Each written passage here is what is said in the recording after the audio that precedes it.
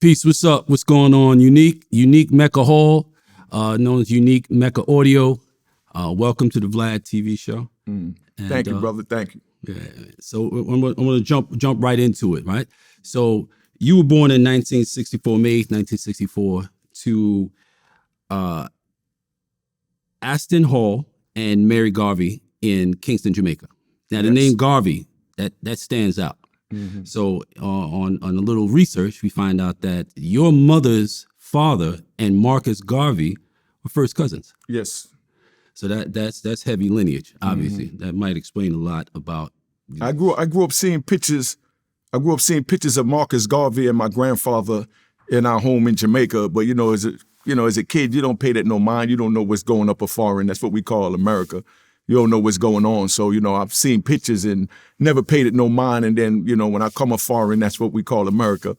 When I come up here, I got, right into, survival mode. So as far as learning the history and things like that, being that I wasn't in school, never really learned it. And no disrespect, to my legacy, never really cared about it. I was just worried about surviving in this new world. That was cold as hell. Yeah, that made a lot of sense. It made a lot of sense. And I'm sure that your great cousin would completely understand you going at it like that. So you grew up in Kingston. Kingston is now still a struggler's place, and it was a struggler's place even more so back then, right? So you grew up very poor, and on many occasions went to bed without eating. Tell us about the early years of your life and how you managed as a very small kid in Jamaica before you left. Like my first memory that I remember the most that I tell my grandkids about, I'm an old man now, been in jail 26 years. So, my children were 7. I come out of jail 26 years later and I got grandkids 7. You know what I mean? So if you could understand that. But, I didn't get my first pair of shoes until I got my visa and I was getting ready to come on the plane to come to America, which was January 15th, 1972. And the first day I came up, I had a little thin suit, you know what I mean? And my first pair of shoes when I was getting ready to get on the plane to come to America. But, growing up down there, I remember things as far as we lived right across the street from the police station. Anybody in Jamaica know of 16 Wellington Street, Franklinton, Gully, 16, So we right across from the police station. So I grew up, watching the police bring in criminals. And we had one TV channel in Jamaica, and all that showed was John Wayne movies and cowboy movies. You know what I mean? So that's where the names, the posse, like up here we say crews. That's where posses come from, because they used to round up posses to go get the bad guys. You know what I mean? So when we started becoming bad guys, we started being labeled as posses, So the police used to bring people in and they on a horseback, just like in the movie, and they got them tied up with a piece of rope. You know what I mean? And they got the criminal dragging them behind with the horse. When they fall down, they kept going and dragging them. And as a kid, I'm seeing this. But growing up down there, seeing that and hearing the people talk about it, it was like, our superheroes. Those same men that was being dragged by horses, through the town to get to the police station. So it's not like no one ever said, oh, here's a doctor, here's a lawyer, here's a plumber even, here's a garbage man. Because we didn't even have garbage men. We had what them call a gully. And where I'm at, Kingston 16, the gullies separate where I'm at. You know what I mean? So it's like you just go throw your garbage out. You didn't have garbage men. So there's no professions to look up to other than the criminal, aspect of life. You know what I mean? So, of course, when they bringing him in, everybody's talking about why he got arrested. You know what I mean? Like, oh yeah, he had sex with a 15-year-old girl or 12-year-old girl, or he raped a girl, or he was robbing, the stores, or he was robbing people, and you hearing these things. But then now, those didn't really stick to me until, and this is what shaped, who I became. And let me say for the record, I'm not proud of it, not bragging about it, nothing like that. That's why I got my YouTube channel at Unique Mecca Audio. You know what I mean? 'Cause I try and tell the youth so they understand that as high as I made it up the totem pole, it wasn't worth it. You know what I mean? And for the first time, I watched my YouTube channel with my mother, who's 87, because she's living up here now. So she watched the joint that I did with Matula Shakur's son, tribute to my son's birthday last Thanksgiving, and she was proud of me. You know what I mean? And it's nothing more than, a mother being proud of what you do. And, back to Jamaica, so you understand, when the people from the island left to come a foreign, so I might switch back into Jamaica and come back and forth. So do that. no man. pay, no mind. When them come a foreign and them do them things and them start, sell them corn and, that's weed, do them things up, yeah. And they send money back. They became heroes. That became our Robin Hoods. You know what I mean?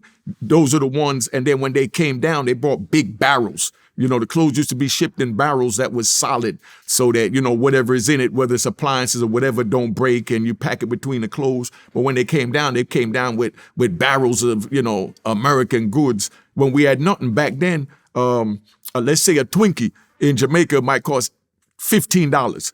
You know what I mean? For a Twinkie. Yeah, for a Twinkie, like $15 that in America costs 10 cents.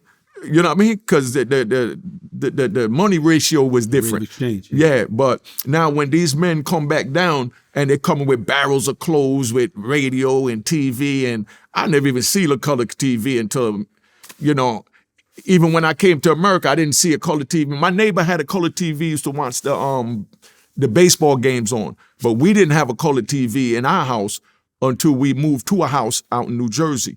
You know what I mean? But just to go back, meaning, so imagine somebody sending a color TV to Jamaica back then. That's the hero. Thing, yeah. You know what I mean? And everybody's talking about, oh man, Unique send this, or Cavario send this, or Bootsy send this, you know what I mean? Or D send this. So it's like, those became the heroes of the land. Right. So you grew up in that as a 8-9-year-old kid. I grew up in that. I grew up in that. You know what I mean? From those years, like you said, but it's like you're seeing this and you're hearing this. So it's like, this is what you have to do to get respect. So at what point, when you come to that conclusion, this being crime, you have to be able to get to the resources so you can do things like that and get the respect and be a hero in the hood, whatever. So at what point, as a small child in yard, did you start to say, I have to get out here and do things? No, but see, that's what I'm saying. My life is unique. You know what I mean? To, no pun intended. Mm-hmm. The way it was growing up over there, it's like, we don't know they're doing crime in America. You know what I mean? Right. Because what's being told to us is that they got money growing on trees in America. You just walk out the door and pick money off trees like leaf pine tree.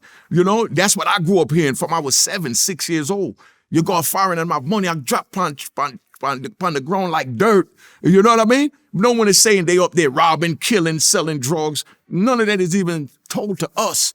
You know what I mean? Because we don't know what's going on. And when a child goes to America and their parents is still back in Jamaica, the child is not telling the mother, yeah, me go juke a man today and take 15 kilos out. Me go do this. They just send home a barrel of clothes and they say, oh, my baby up there doing good in America. And then you look out for the neighbors and everybody happy. You know what I mean? But nobody know the bloodshed, the struggle that was going on up there. You understand? And don't forget, it wasn't like, because we was all soldiers. I was a child soldier. We was all soldiers. That's what I want to. Yeah, now we're going to get into that. Let me ride. Mm-hmm. All right. Now, we was all soldiers. So it's like when you go to America, you join a crew. You know what I mean? Which later, like I said, was labeled as posses. But once you get with that posse and you start doing you had casualties. You had people that died, people that got killed, people that got murdered, people that got decapitated. You understand? But none of those bodies were sent back like in the military to say that he died at war. You know what I mean? It just be like, oh, such and such died in America. And it was downplayed.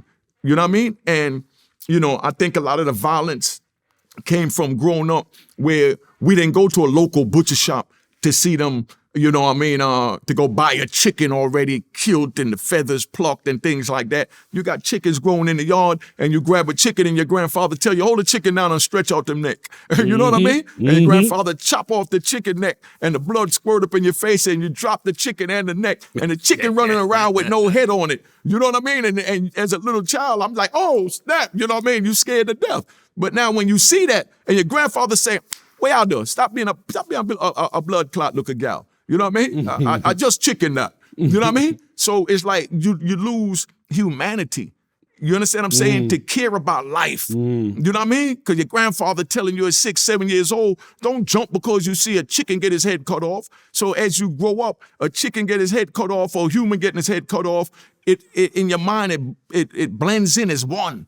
You know what I mean? So that's why when Jamaicans come up here, you know, back in those times, people look at it like, we was evil, we was this, we was that. No, we was surviving. We had to chop the chicken head off to eat. So if a man come try and rob your herb gate, you might have to chop his head off so you can continue to eat. Or the goat, or the cow. Exactly. But we use that local chicken because I remember holding on the chicken from my grandfather and then my chop off the neck. You know what I mean? And the chicken running around with no head. First day I was scared. After that, I used to kick the chicken. You know what I mean? It Chicken headless chicken? Yeah, the chicken running with no head. And they running crazy because they got no head. So the chicken is going to run into you. So when the chicken run into you, your grandfather said, kick him. So you kick the chicken out the way. And you got no feeling for, you know what I mean? And like in America, they care about dogs and cats. You know what I mean? Dog get old, you take him out back, chop his head off and throw him in the gully. You understand what I'm saying? Think about somebody saying right now they chop off a head of a dog in 2022. You know what I mean? Or kill a cat in 2022. They say, oh, no, call the ASPCA. But in Jamaica, that was the norm. You know what I mean? You can't eat because your food is limited. Or you could give it the dog the little bit of scraps you have. So we have what we call in Jamaica a maga dog. You know what I say? A maga dog is a skinny dog. You know what I say? So you have a maga dog that come up to you and him get too maga where you see him ribs that stick out and them things there. Grandfather say, oh, him no worth nothing, no. Just chop off him head and put him in a gully. You understand what I'm saying? And just as simple as that. So imagine you at 7 years old hearing your grandfather say, chop off the dog head and get rid of him. Him too maga. You know what I mean? Him can't do nothing. Only thing was worth something down there was the cat. You know what I mean? Because they kept the rats away. But me, myself, at 58, I'm scared of cats. I'm going to talk about that maybe on your joint, Cavario. But I'm scared to death of cats. If I go to somebody's house and there's a cat on the front step and I got to walk up to that front door, I'm going to throw a rock at that cat. I'm going to say, shoo that cat, but I'm not walking nowhere near that cat. You understand what I'm saying? Because I was traumatized and from the stories in Jamaica, because it's very superstitious down there, where they say the cat walked the earth in the body of the devil. You know what I mean? That's why they could see in the dark. You know what I mean? And you walking and a cat come swiveling out from behind an old dark building, and you already scared to walk by the building, and here come a cat come out.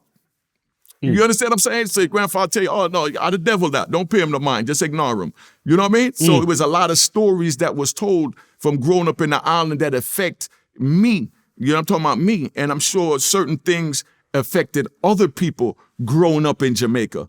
You understand what I'm saying? That they took into their adulthood. All right. So there was a point when you were a child that there was a really dangerous political environment. Mm-hmm. And you got involved in some of the political behavior that was, part of that. How old were you?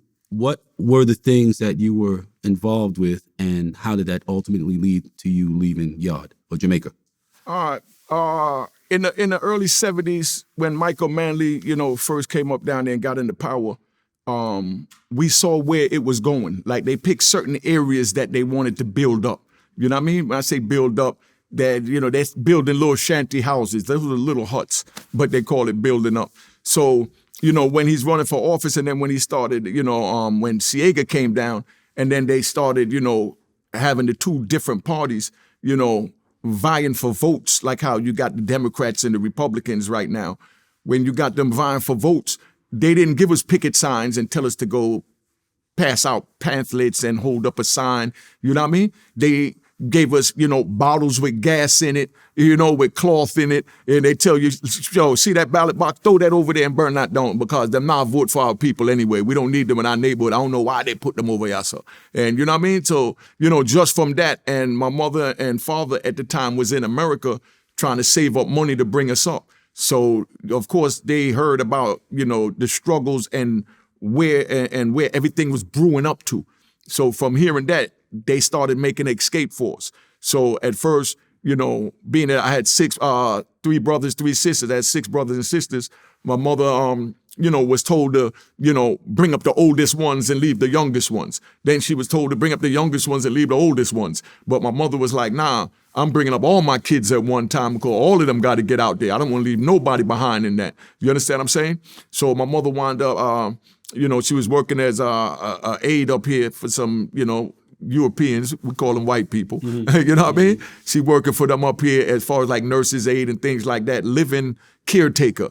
And then she got in a car accident and got a lawsuit, got some money. So the first thing she did with her money was send for all of us and brought us up here. But when we came up, we wasn't told that it was a political war. We never even heard those words, politics, growing up. You know what I mean? It was more like an invasion into our area and we protecting our area. So, when I come to America, it's not like, mom said, oh, don't get involved in the political disc, because I'm a kid. You know what I mean? But now I go visit my family members that's in Brooklyn. And from being with my family members in Brooklyn, you know what I mean? These are the older ones, that's 15, 16, when I was like 8, 9. And that's where we learned all of this, you know what I mean, as far as survival. You know what I mean? And, that's what it is. That's when you got here. Yeah, that's when I got here.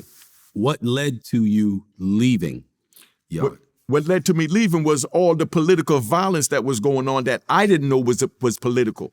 You know what I mean? Were you participating? Yes, that's what I'm telling you. They used to give us bottles with gas in it to throw, rocks to throw. So they had you doing arson work. Yeah, I mean, I don't call it none of that. They even looked at none of that. Bottom line is I was keeping the enemy out. You know what I mean? So, it's not like, I knew what the agenda was. The agenda to me was keeping the enemy out and keeping our area safe. By setting fire to things. Yeah, you understand what I'm saying? So what ultimately happened? But as I got older, if where you're getting at, as I got older, when I got to America, now my older family members, they explained to me what was really going on. And that's where I really learned it from up here. And that's when, shout out to Chinaman, used to have everybody put in a certain amount of money so that they could get barrels to send back. That's our Barry Vessel, big shout out family, Donnie Boyens, I know all thing, Tony Tough on everybody, That's where they used to send barrels back, and, buy guns and send guns back, which was considered as vote getters. Because it's no longer, we're talking about in 72, so we didn't have guns like that. You know what I mean? Because it wasn't even a gun problem in America then. So we was using rock, stones, bottles, and knives, and, we made what they call a one-pop, which is a gun out of a handlebar. We take a bullet and you put it in a handlebar and cut the handlebar. You remember the what's that? Guns. Yeah, the swing handlebars. So, you make a one-pop. You know what I mean? And, that's what created, like Delroy Uzi. You know what I mean? That's a whole nother topic. Uzi you know what I Delroy. mean? Yep. Yeah. So when you left Yard, how were you gotten out of it? Because you had to kind of sneak out. You had to kind of. Oh yeah, most definitely. When you leave in Jamaica, it's not like you say, "Hey, I'm getting ready to go to America." Or my mother say, "Hey, I'm taking my kids to America."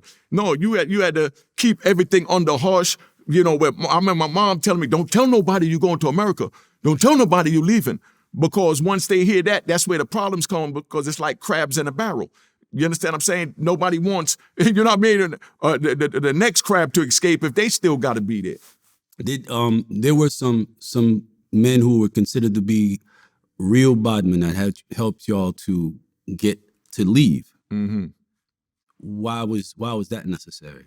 That was necessary because it was set up in like political lines. You know what I mean? And you got to go through the different political parties to, you know what I mean? Landscape. Yeah, to get where you need to go. So of course, big shout out to Claude Massa. You know what I mean? But it's just you had to sneak out under the cover of darkness, man. You understand what I'm saying? Because it's like just like in prison. I learned that when I got in prison. When people get ready to leave prison, that's when people bring problems to them because they don't want them to leave. You understand? When people get ready to leave the island, they bring problems to them. They don't want to leave. So therefore, I helped a lot of people escape prison after they finish serving their time. You understand what I'm saying? Because as they get close to the time, I'm telling them, dude, you can't tell nobody you're getting ready to leave because he still got life like I got life.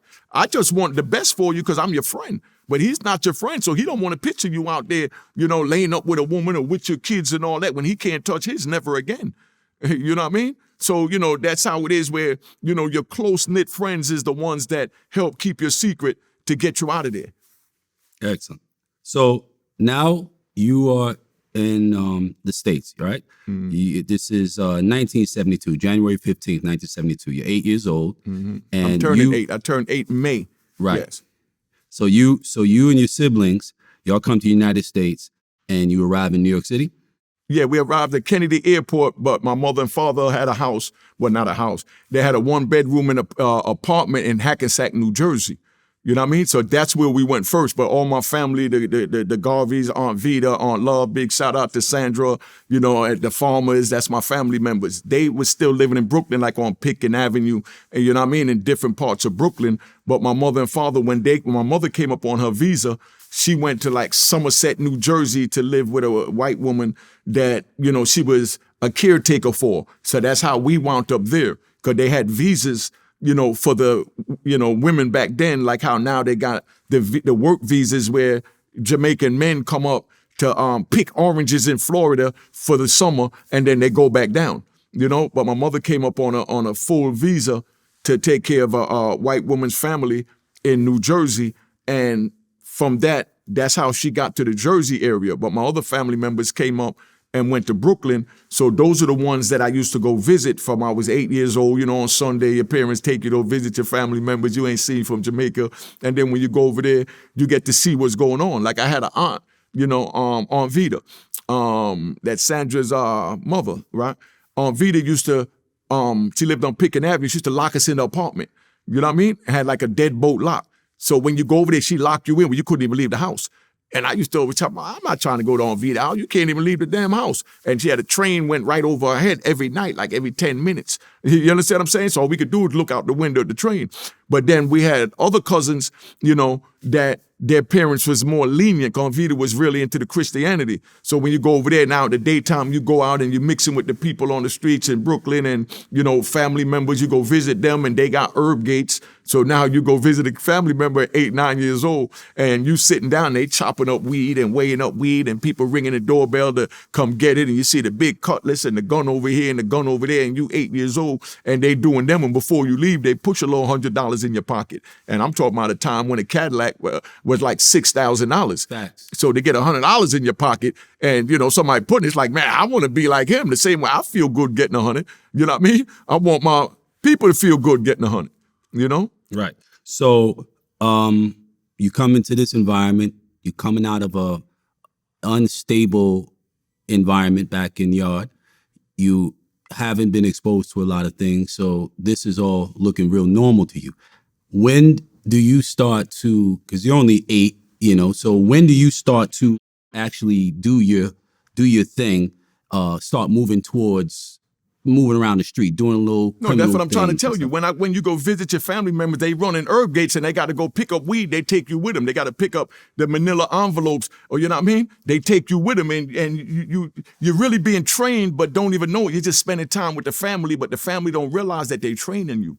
You know what I mean?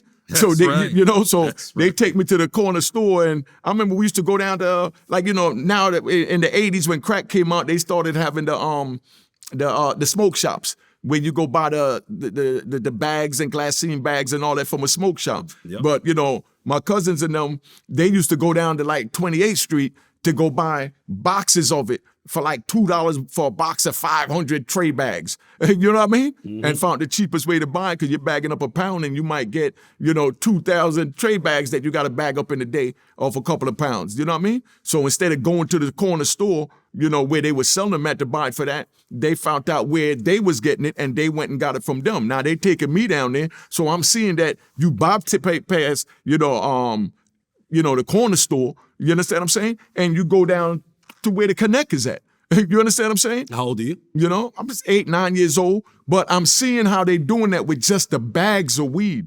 So as they doing that, I'm watching, and I'm equated that to when I started hustling, that I don't need to go up to 145th Street to go buy an ounce of crack or crack by the grams. You know what I mean? I want to go get it from the Colombian that's getting it.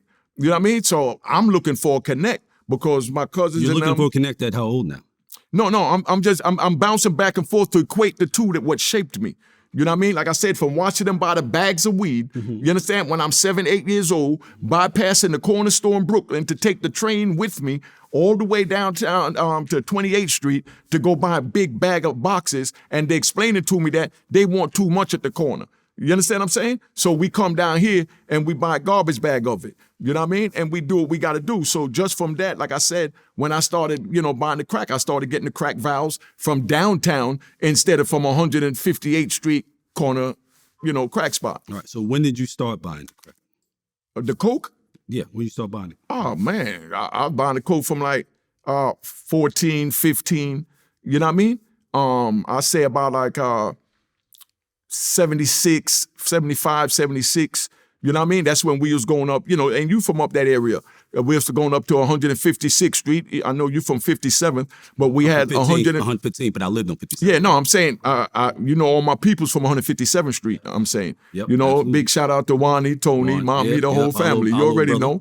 Chocolate. Yep. But, we had 158th Street that was a major coke block then. Yeah, between Broadway and Amsterdam. Exactly. And we also had 163rd Street, again, between Broadway and Amsterdam.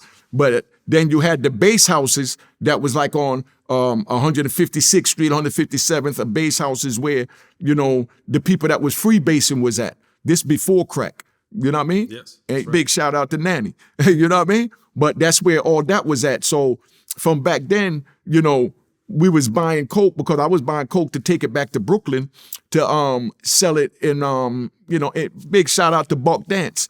You know what I mean? People watching this, they know what I'm talking about. It's factual. I'm talking over there between Schenectady, between Sterling and Park. You know what I mean? It was a pool hall over there. We were selling the little glassine bags. We're selling the little glassine bags of heroin is what my cousin them was selling. But that's because everybody was into the heroin. We're talking about the late 70s, you know what I mean? Early 80s. So they into the heroin. So I used to go uptown to 158th Street, 163rd Street, and I buy cocaine and bring it back and, bag it up in little $10 glassine vials because, the Americans started speedballing, Right. So that's where we at. So when did you actually start your criminal career, your law breaking? At what age were you when you started saying? If I'm saying about 10, 11, because I used to go to my cousin's house, and like I said, I go to the herb gates and they got their weed, they selling all that. So they used to give me weed, or I steal weed, pocket weed when I'm bagging it up, and I take it back and I sell it to the neighbors. Like I had a friend that lived right next door to me in New Jersey. You know what I mean? I wrote about that in my actual autobiography that you read, and he was a homosexual. You know what I mean? But at that age, I didn't know what a homosexual was. I just knew he was different. Sure didn't have him running around the yard. You know what I mean? Nah, hell no. Nah, this is in New Jersey. You know what I mean? But he lived next door to me, but he was into the heroin. You understand what I'm saying?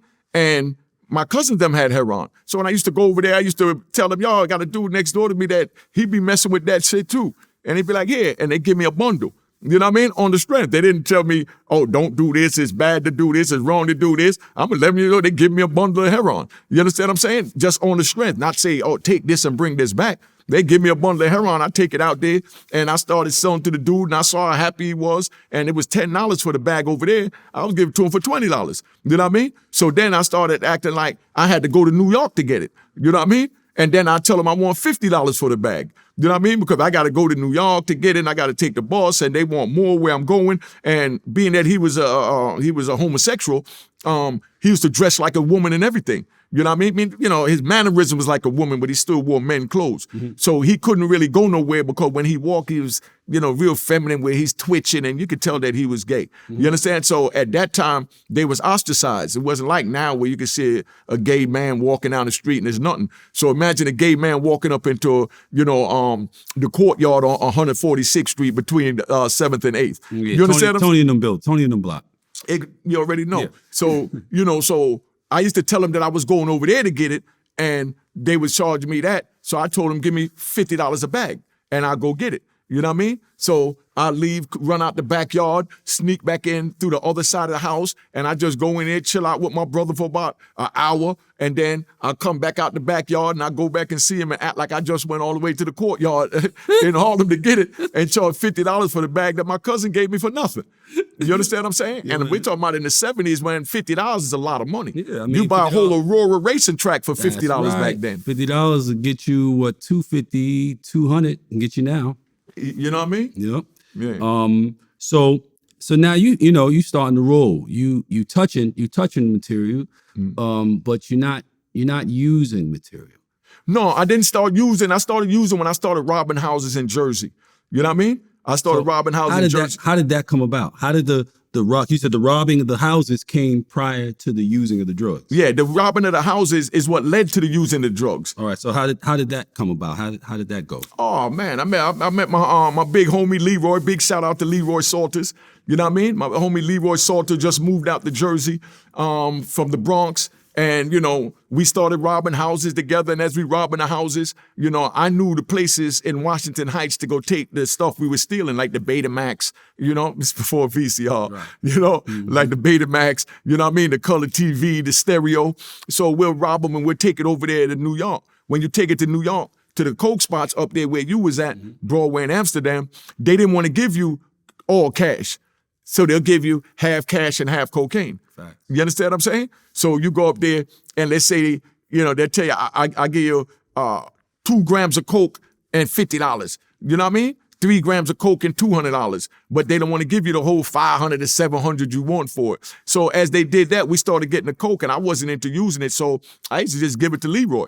You know what I mean? I let him take that, you know what I mean? And, me, Jeff, Man, Mike Atterbury, Andre Cook, you know what I mean? Like I said, Big Jeff, all of us, we all did time for it. We was all big burglars. We started all that later on spawned into what they call the 007 gang.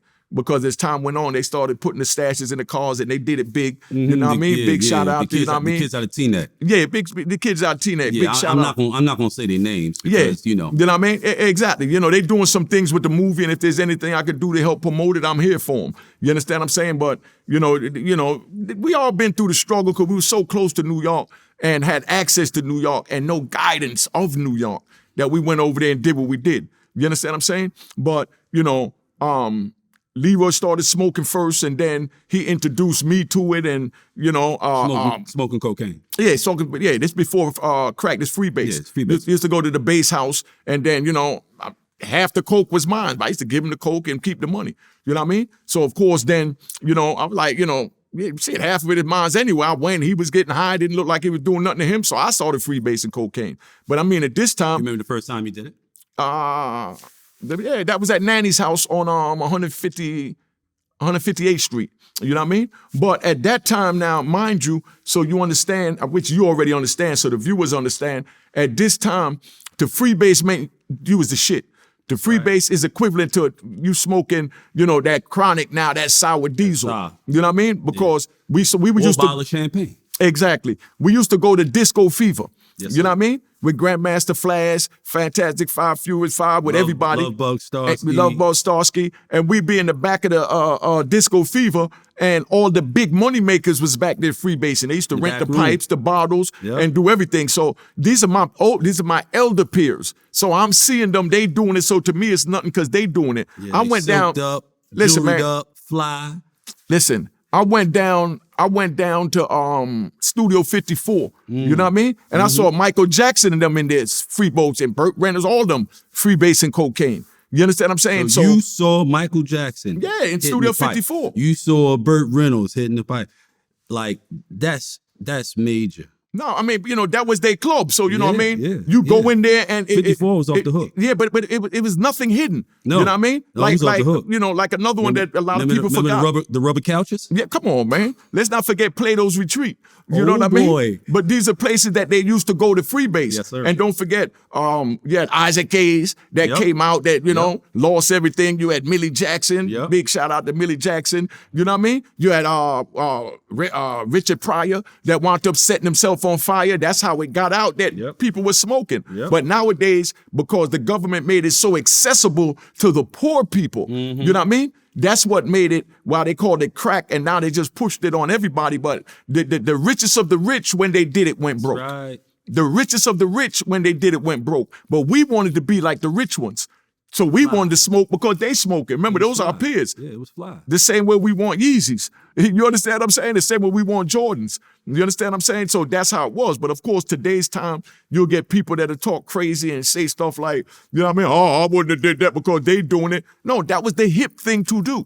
You understand? We had the 404 Club. Like I said, you know, you going in the Disco Fever that all y'all heard about. That was a bass house in the back. That's right. That's you know right. what I mean? That's The right. Hilltop. Remember the Hilltop? That's That was a right. bass house. Anywhere you go up in there and use the free base cocaine, man. That's right. You know what I mean? And like I said, only sniffing in the front and freebasing in the back. Exactly. You know, so we wasn't raised like drugs was, you know, was wrong. Right. You understand? Because Yeah, a matter we of didn't get fact, none of that education. a matter of fact, I even remember seeing on the news, and y'all look this up. Challenge me on anything.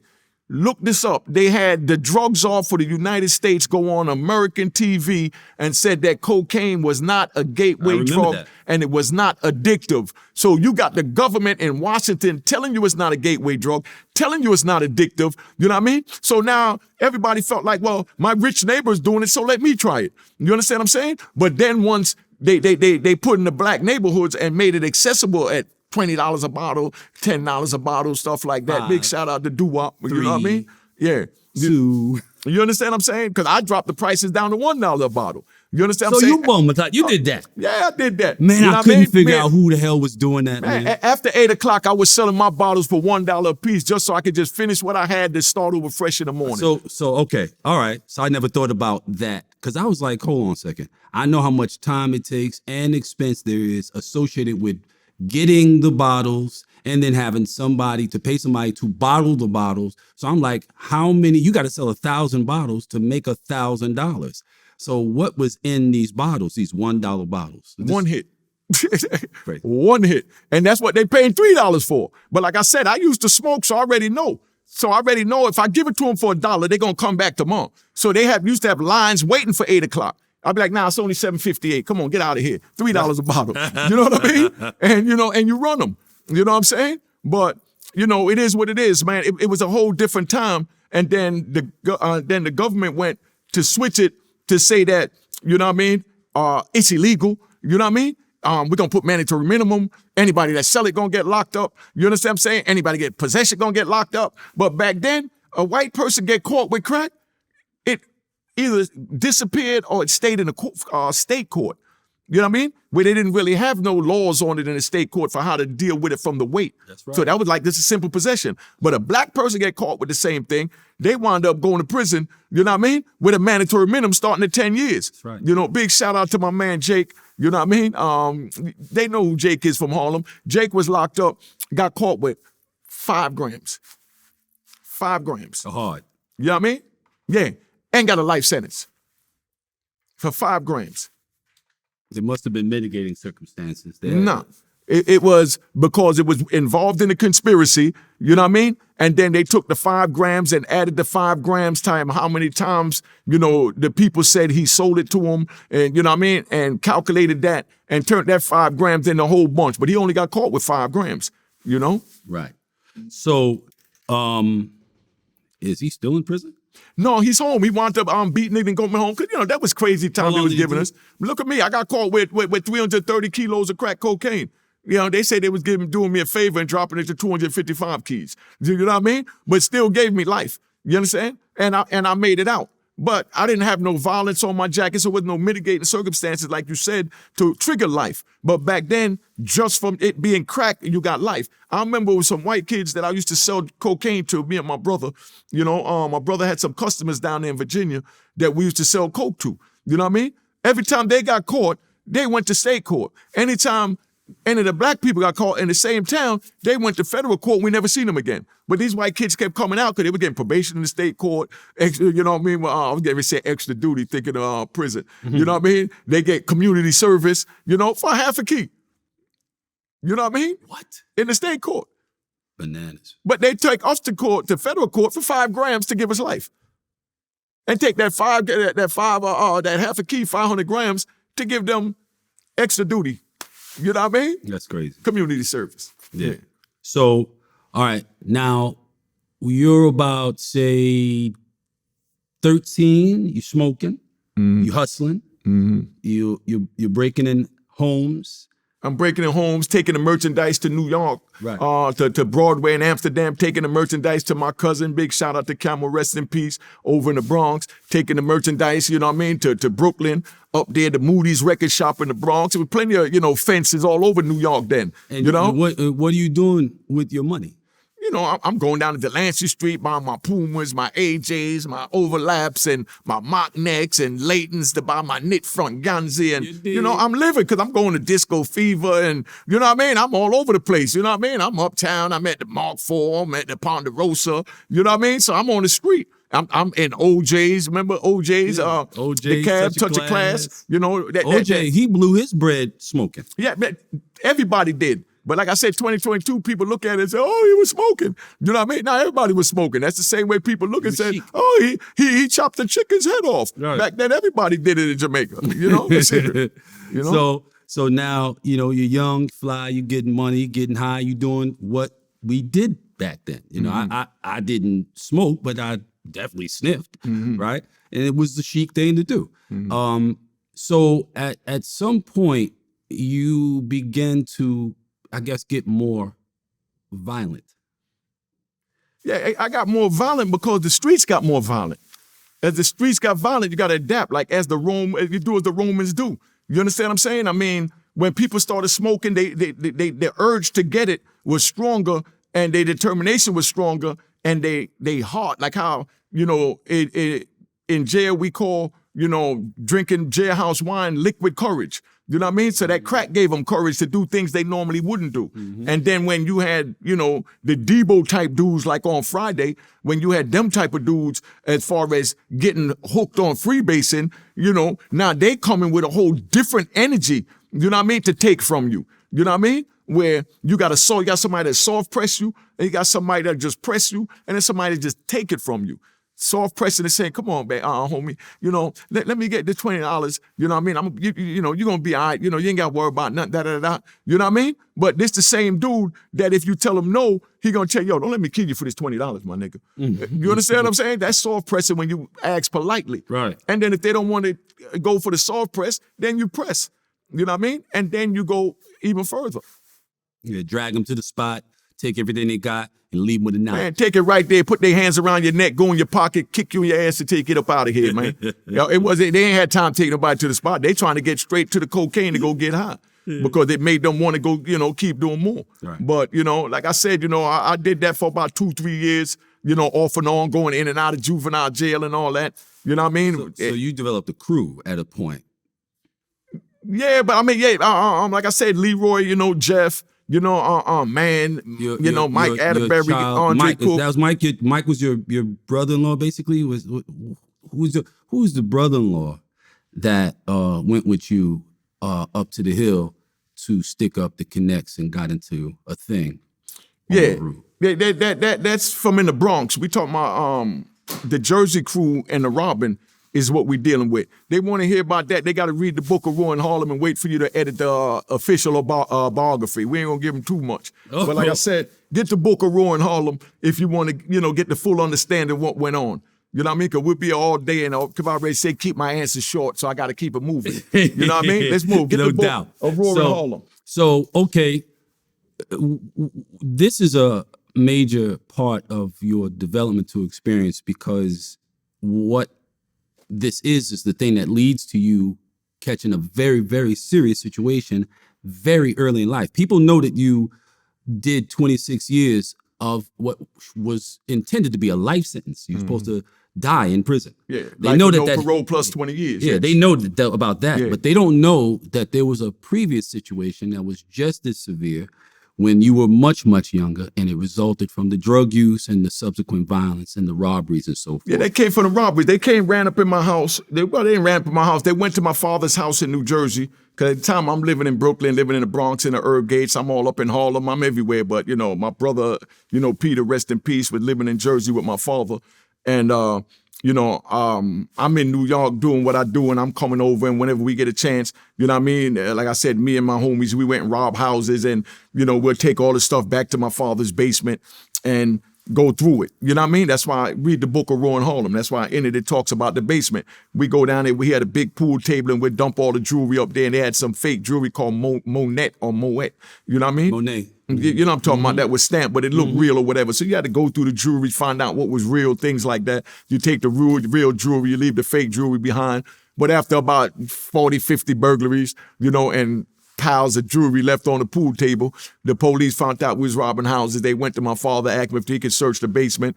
My father, he did time because, like we spoke about, he had a charge, against the Queen in Jamaica. My father did 2 years in jail in Jamaica and was scared to death of anything named police, rest in peace. So when they came to him and asked if they could search the basement, he knew I'm down there at free basing and the stolen stuff, everything down there, but he didn't want no parts of it, so he allowed them to go in the basement. So when he allowed them to go in the basement, they found all this jewelry down there. None of it was real. That's the stuff we couldn't sell, or we knew we couldn't sell. You know what I mean? TVs, VCRs, the Trinitrons, things like that we had left over. So they went, took all that out. They took it down to the Teaneck police station, and they laid out a bunch of card tables, put some sheet on it, and laid all the jewelry out. And they called everybody that got robbed, you know what I mean, in the whole goddamn town and the surrounding towns, and told them to come down there and look through it if they see anything that was theirs. So when they see anything that was theirs, they said, oh, that's my earrings. So they charged me with that. And they said it cost $500. Fake jewelry don't cost no $500, but they said it cost $500 because that's what made it a class C felony. That's right. You understand what I'm saying? So now I'm looking at 5 years for that. Somebody said, that's my watch, another 5 years. So it went up, I'm looking like 200 goddamn years from all these different burglaries where they knocked it down to like 80 years and then tried to, talk about they wanted to give me a life sentence for it and, all this old crap. But how old were you? Facing 80 years. Yeah, I was about 14, 15. Okay. You know what I mean? So, after they did all of that, I got a what they call a pool attorney. Because like I said, it was a crew of us that was robbing. So we couldn't get, if one person in the crew got a public defender, someone else had to get a lawyer that wasn't a public defender. So it wouldn't be a conflict of interest to have a lawyer out the same office. So I got lucky and got a crew, and got a pool attorney, big shout out to Joseph Contaldi. A little Italian young man at the time in his 20s, but he was a private attorney at the time. Now, Joseph Contaldi, he came in from out of Hackensack. If he's still practicing, you get in trouble in Jersey, go see Joseph Contaldi. But Joseph Contaldi came in, he looked over the case and said, man, they trying to bury you. You know what I mean? So he said, but I think I got an angle. So next thing you know, he came back and he told me, he said, look, being that you don't really live with your father, you're in New York, all the time anyway, and you're paying rent to your father, just get your father to, write an affidavit that you're paying rent, that's your dwelling. Because even though I'm a son, you know what I mean, and I'm still a child, I'm still over in New York, I'm still doing what I do. You know what I mean? So he wrote down that on the affidavit, you know what I mean, that I was paying rent, because by the time all this went through, once he wrote that down in the affidavit, then they took it to the judge and showed that, we was paying rent for the premises, so my father didn't have permission to give them authorization to search. And that's what threw everything out. So how long? And then I wound up copping out. To like 5, 6 of them, but the way Contaldi wrote it so that, because they was going to have to throw it all out. But the way he went about it, you know what I mean? I was looking like maybe, it was like 6, 7 of them. So looking, trying to give me like 40 years. So Contaldi said, nah, we'll take all 7 of those that that that is going to be thrown out, but you have to run them all concurrent. You know what I mean? And at the time, I just came out of juvenile jail again. I just came out of jail. So that alone, when I came out, I was on parole and I violated parole and I had to go through a revocation hearing.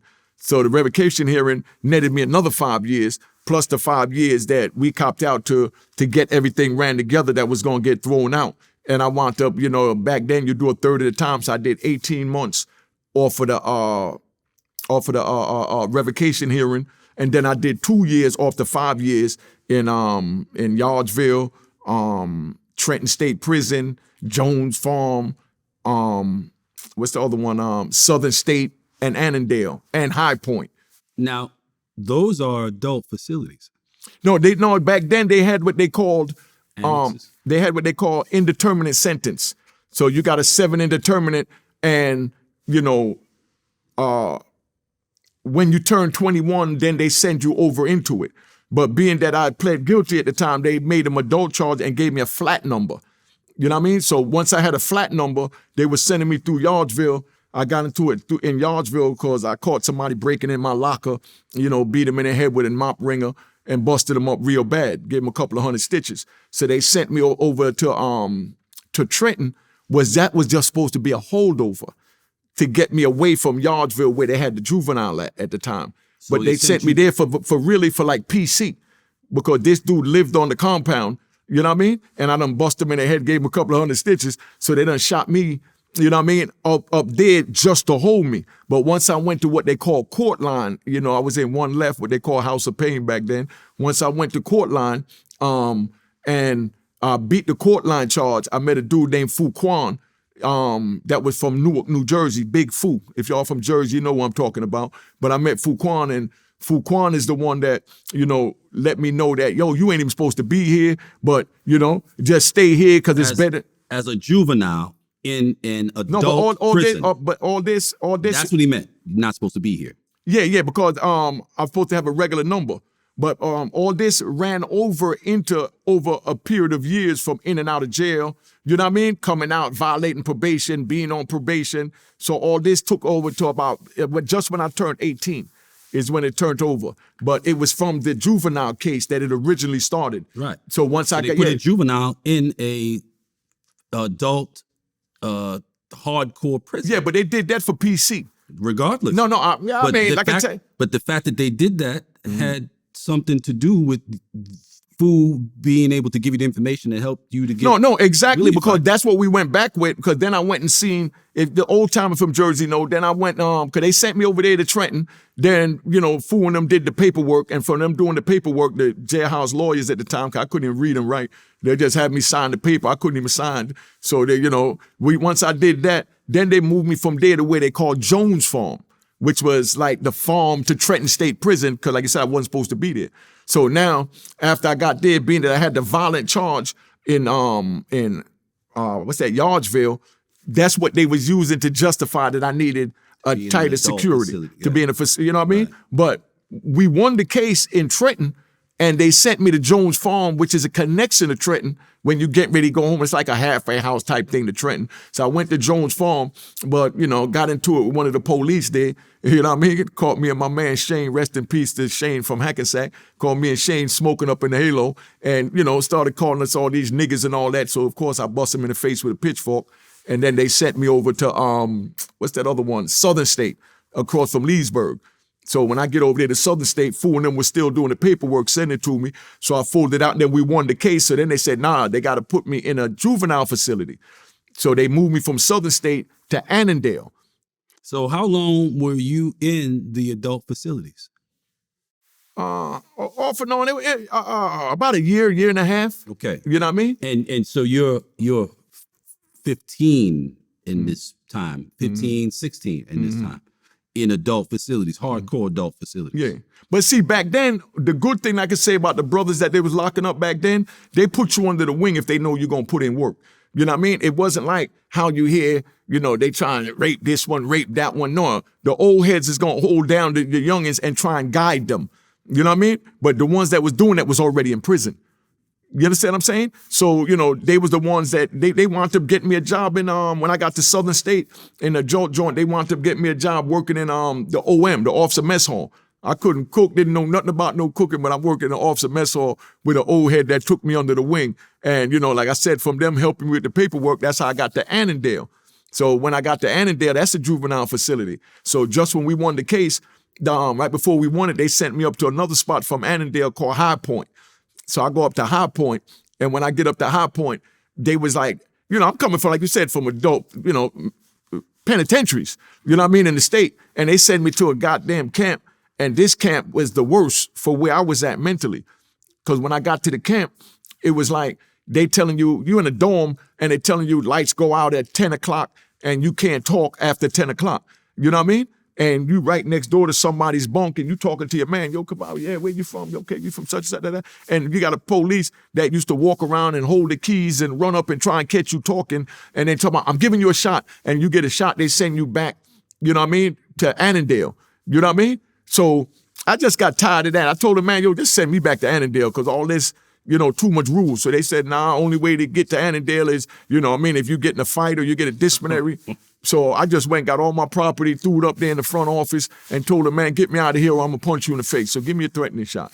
You know what I'm saying? So then he talked shit, so I smacked the shit out of him, and I wound up going back to Annandale. And then just when I get to Annandale, I won the case about being in Trenton and everything, and I saw somebody that the people from Jersey know back in the day named Sally Carroll. That was the head of the parole office, a female. And, you know, as soon as I walked in for my parole hearing, you know, she just gave me a big hug and just started crying. And this the lady that was burning dudes by denying everybody's parole. You know what I mean? Mm-hmm. But she gave me a hug and started crying. I said, man, I'm so sorry the system did this to you. And I'm looking at her like she crazy. Like, did what? Because to me, this just became life. You understand what I'm saying? And so she gave me a date. For October 27th, and this was like August. So that's how I wound up getting out after all of that turmoil. And, you know, when I came out, I wound up, you know, coming to Harlem. And, you know, because, you know, I was already in Harlem, the Bronx, Brooklyn, you know what I mean, as a kid. So when I came out of jail, I went to Harlem on 154th Street and started, you know, doing me. You know what I mean? I said, shit, you know, now everybody freebasing and calling it crack. Met. Yeah, exactly. 54. You know what I mean? Yep. So that's when everybody was freebasing, and before that, now they smoking, and now they're getting mad money from it. I was seeing pictures of people coming into jail driving 190 Mercedes Benz, and I'm like, driving a 190 when I used to take an OJ. You know what I mean? I had a Lincoln Mark IV, I had a Saab, but these was, you know, older cars from selling dope, wasn't getting the money they was getting for crack. So when I came home, when I was in jail, and I saw people with these pictures and how they was doing, I'm like, man, I got to get mine. You know what I mean? No way am I going to let them get it and I don't get it. Right. So now you go in with the situation, the break-ins and all that kind of stuff. You go in and you're 14. When you get out, you're 17 going on 18? Yeah, by the time everything is done, because like I said, it's a thing. When they give you an indeterminate number in Jersey, it's like over here in New York where they give you like a 3 to life, a 1 to life. You know what I mean? So they making it a revolving door. You understand what I'm saying? So I went in and out, went in, came out. One time I stayed out 30 days. One time I stayed out 60 days. You know what I mean? Might stay out 2 months, but you go back and forth. By the time my whole turmoil with my criminal activities ended, you know what I mean, was in 87. And at that time, my brother just got locked up in January 1st, 87. My older brother Peter that? No, I'm not talking about Paul. My oldest brother, that's the Rasta. He's the one that brought me out there, him and Camel and, you know, and my people's in Brooklyn. But once I come home, he's gone. You understand what I'm saying? But this is who I watch do everything. One of the ones. He's gone. He's in prison. He's back. He's up north. You know what I mean? He was doing 7.5 to 21. You know what I mean? So now I come home and I was raised to be a soldier. 17 or so. Yeah, you know what I mean? I was raised to be a soldier. So I never thought of doing things on my own. I was just taught to do things for him. You understand what I'm saying? And you know, from doing that, when I came home, he gone. So now I had to make my own way. And I remember he had us in Harlem. You know what I mean? He had a spot on 154th Street himself, a weed spot with Jimmy. You understand what I'm saying? So that's how I know the polo grounds in that area. So when I came home, I was driving down the street. I seen Jimmy. I pulled over, hollered at him, and he let me know, yo, this is what they doing with the crack now. Whoop, whoop, whoop. That's where the money's at, da-da-da. They got a bunch of buildings up that block on 154th that's abandoned. You know, you can set up shop like you and your brother had it. But he's saying me and my brother when I was just a soldier. All right. You understand? But now I gotta be a chief. Was he referring to the weed gate, the spot that you had up there by No, not Mecca Audio. No. I'm talking about when you were in that abandoned building. Yeah, no, that's why I went into the abandoned building. Oh. But when I'm saying back in like 70, about 80, 81, my brother had a Herb Gates, a store that he used to sell weed on 154th Street. Right now, today, it's a smoke shop, you know, where they sell the pipes and all that. But my brother had a weed spot there, and that's how I got introduced to Harlem. on the street level with hustling, but I used to go to Mark IV, like I said, and you know what I mean, and Ecstasy Garage, you know what I mean, and Harlem World, you know what I mean. But that's where I was on the ground hustling at with my brother. But now he's gone, and I done did everything there already, understand the mechanics. And Jimmy older than me, but he looked up to my brother and looked up to me because I ran the spot. So he's telling me like, yo, y'all was selling weed, but right now they got a new thing out here called cocaine. And it's crack, it's crack. And they got the building up there, and that's where, I ran into Large. You know what I mean? That's Craig Singleton. I was with him out in New Jersey. He got locked up in Jersey doing this back and forth. I told you with the burglaries with me, Jeff, Leroy, and, Mike Mann and all of them. But so now I run into Large, and I'm asking Large, yo, what's up? They telling me about this crack thing going on. He said, yeah, you make a killing because you already know how to do the weed thing right up there, man. That's my block. I had a spot in the last building, you know what I mean? So when he telling me that, I went with Jimmy and I went up there. I set up shop and, did my thing. It's a little funny story, with Preacher with the Door and Large, but, I'm not going to get into that. Go read the book of Roy and Harlem, man, So the building you were in 54, y'all were closer to Bradhurst because we were like the second to last building before 8th. No. You talking about you was with Chrissy. You must have been with Chrissy. The second building was Chrissy's building. Yeah, I was in Chrissy's building. That's the second building. No, when I came, I went to the fourth building closer to the post office in McCombs. Yeah, closer to McCombs. Right. I'm sorry, McCombs. I'm going to say McCombs. I mean, right. Black Vinny, big shout out to Vinny. Vinny. Black Door. Vinny and them had Black Door close to was Bradhurst. crushing them with the Black Door. Because that was the biggest competition in the neighborhood. Dudes don't know. Jimmy's, Vinny is a genius. Yes. You know what I mean? That Black Door was crushing him, and he did that by himself with no help. Yes. You know what I mean? But when I came, the Black Door was kicking it, so nobody even went towards Bradhurst and 8th Avenue because, and right now it's like a big condominium. Yep. But, Vinny had the Black Door over there, was killing them. Big shout out to Jimmy. Vinny. Vinny, no you know doubt. what I mean? Yeah, Black Vinny. I've seen him all the time since I've been home. Good brother. Man, I haven't seen Vinny in so many but years, Vinny knew man. how to move. He didn't get caught up in all that. But now I went up in the Macomb side by the post office where you and what's the name was at? Because you said he was there. What's the name? That's Big where Boo. Chrissy was at. That had the little Hyundai with all the stuffed Big animals. Steve, Rob. Exactly. But y'all must have been there in like 86, 85. 80, yep, that's right, 85. All right, that's when I was going I got there in 85. That's when I was doing all this time in Jersey. When I came out was 87. Yep. So when I come out, y'all already left and those buildings now was abandoned from y'all going in it. Yep. Because that's where the funny story come in about the door, because dude tried to come tell me that I owed him for the door because there was a steel door that was left on one of the apartments. That's right. So they're going to tell me about this steel door, belong. You know what I mean?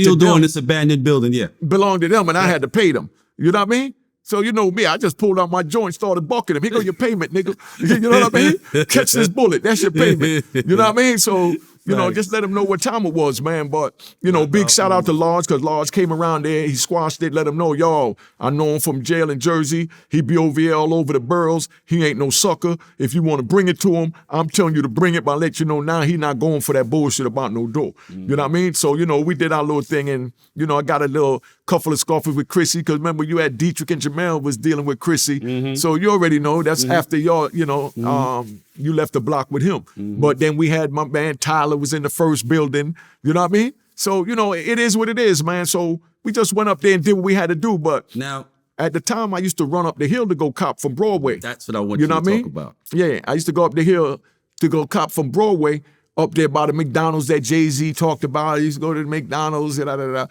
I used to go up there, but we used to go to 144th Street, you know what I mean, and Broadway, between Broadway and between 44th and 45th, where the KP Kong was. Right. You know what I mean? Home of the 5411s and the Air Force Ones. That's right. But I used to go up there and cop from them, and I'm making 3-4 trips in 2 hours. Long as it take me to bag that damn crack up, like you said, because you already know it's time consuming. By the time you done bag that shit up and you done took it on the block, that shit sold and you had to run back up the hill. You know what I mean? And everybody else around me was running up the hill. Yep. So that's why I said, nah, I ain't trying to do that.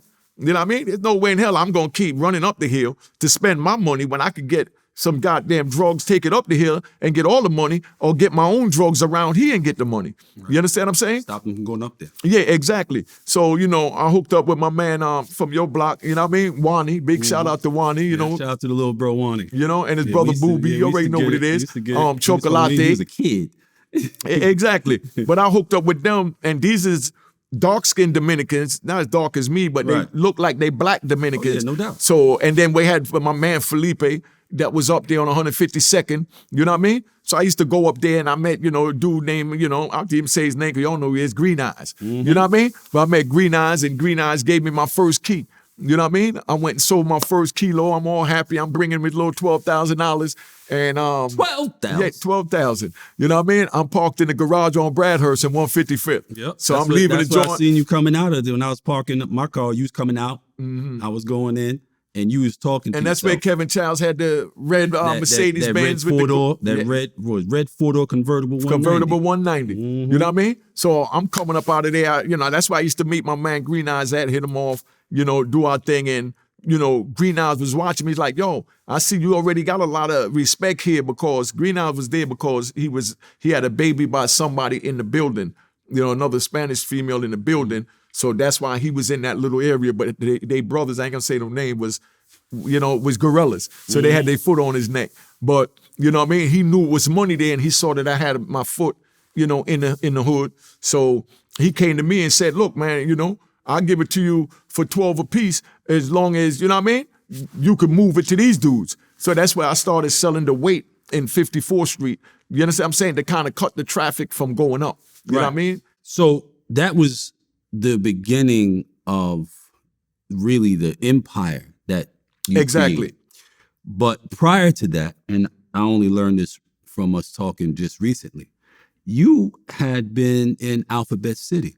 Oh yeah, but that's from being in Brooklyn over there on Schenectady during the Heron era. I'm talking about 14 years old, 13, 14 years old. You know what I mean? With Shiny Man and them, where, Alphabet City is right around the corner from Delancey Street and Orchard Street. And that's where I used to go shopping at.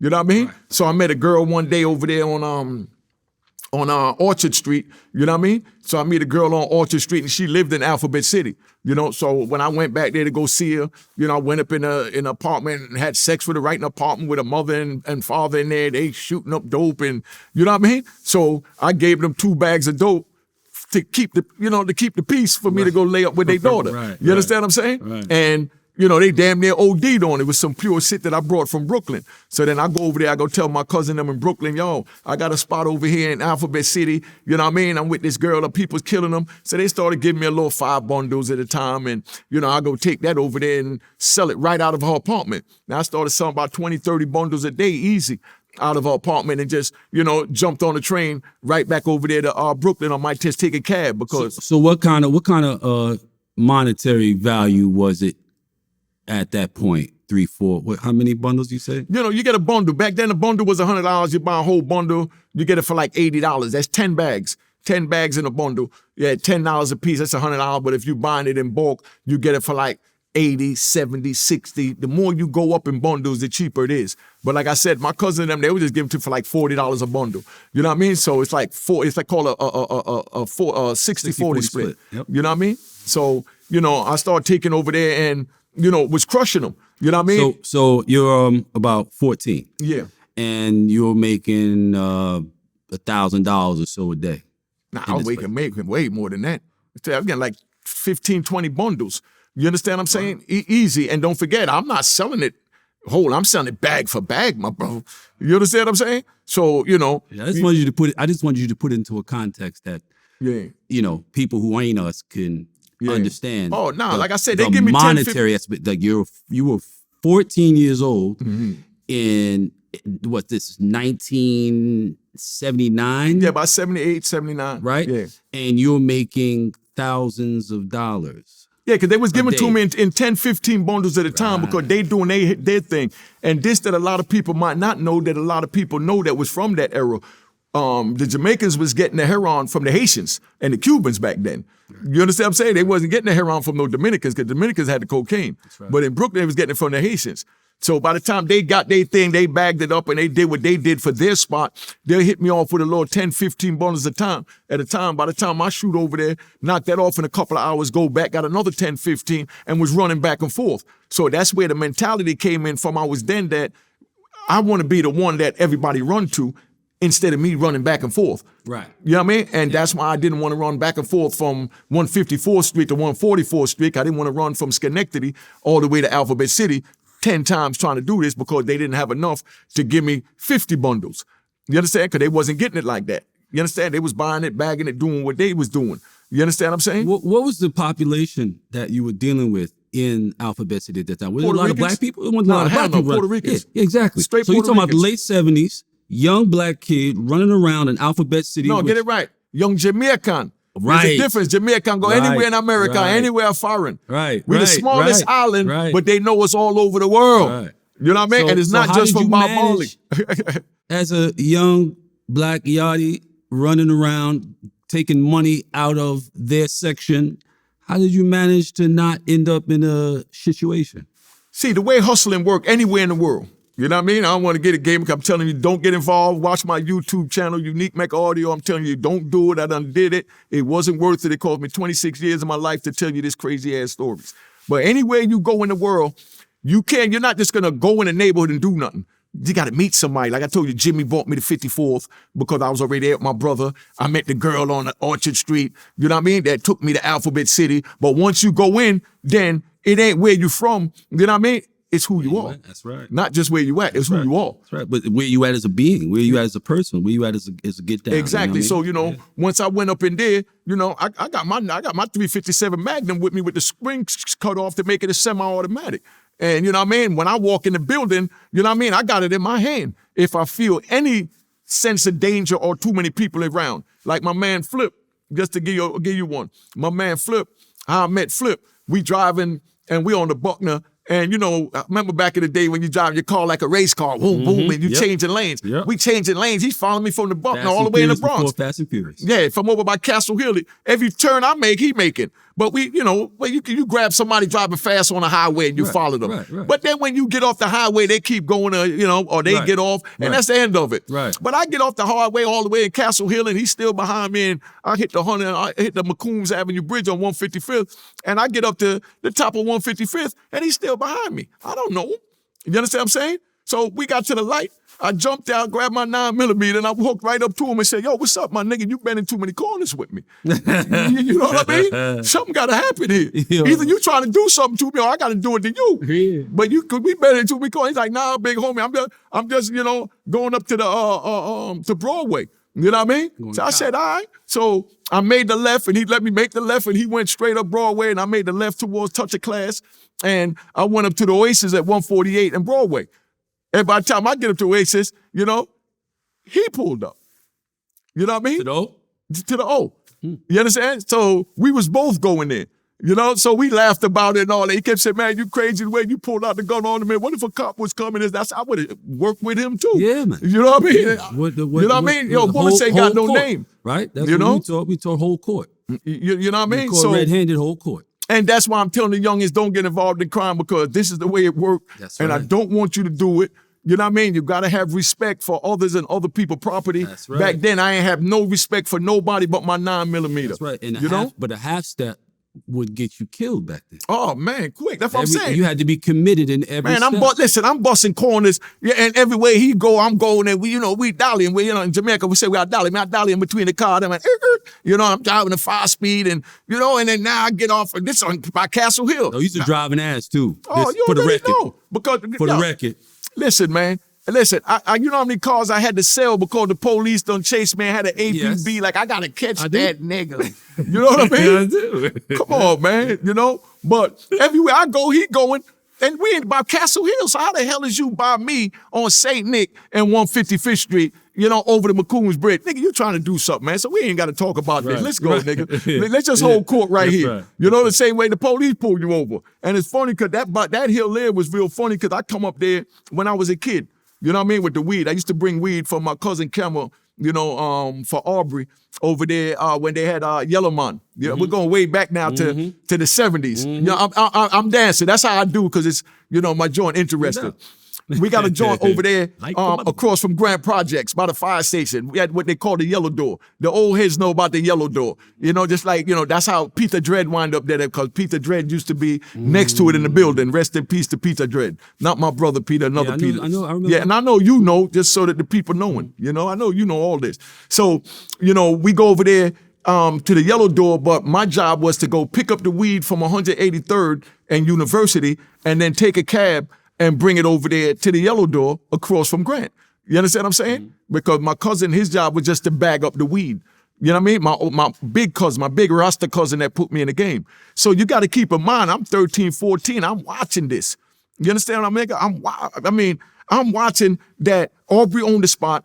Aubrey got my cousin bagging the weed. Aubrey got another dude dropping off the weed. You know what I mean? Aubrey got, my cousin got me dropping the weed off to Aubrey. You know what I mean? Right. For him. And then, you know, Aubrey got somebody else that pick up the money other than me that's dropping off the weed. So that's how I learned to be a kingpin, as they call it, you know, 5 or more workers, because I grew up 12, 13 watching people run empires. Right. You understand what I'm saying? In the weed game and then the heroin game. You know what I mean? And then I stepped it up into the cocaine game, you know? But, you know, it is what it is, man. Next question. Let's keep it moving. And cop the book of Raw in Harlem, man. Tune in to Unique Mecca Audio. Yeah, definitely, absolutely. Absolutely got to grab that. Trust. It's a unique story, and I'm not just saying that. And my man edited it, and that's why I brought it here so you understand. You know, show you how real I am. Just like I got my man Bootsy here, and they said I'm coming down. I had to call my brother Bootsy that brought me the Queen's Flip.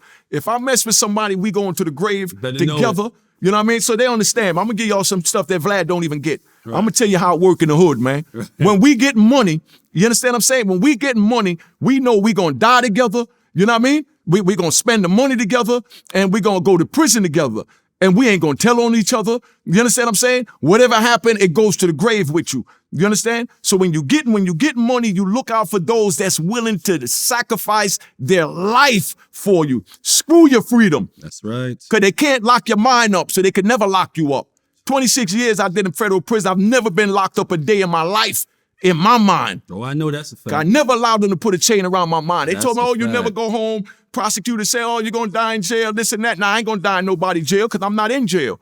You know what I mean? You can put me physically anywhere you want, but my mind can take me where I want to go. That's a fact. But like I said, Cavario been there. That. Yeah, Cavario been there for me for day one. I was there. I got his name. And the whole time. I got his name as my editor. He never talked as though he was in prison for the rest of his life. You know what I mean? He kept talking about, so when I get out, we're gonna blah blah blah blah blah blah, and that was a normal conversation. Because it was inevitable. If I died in there, then I died trying. Like, big shout out to my big uncle. I call him my uncle because we all grew up in Jamaica together, David Hyatt.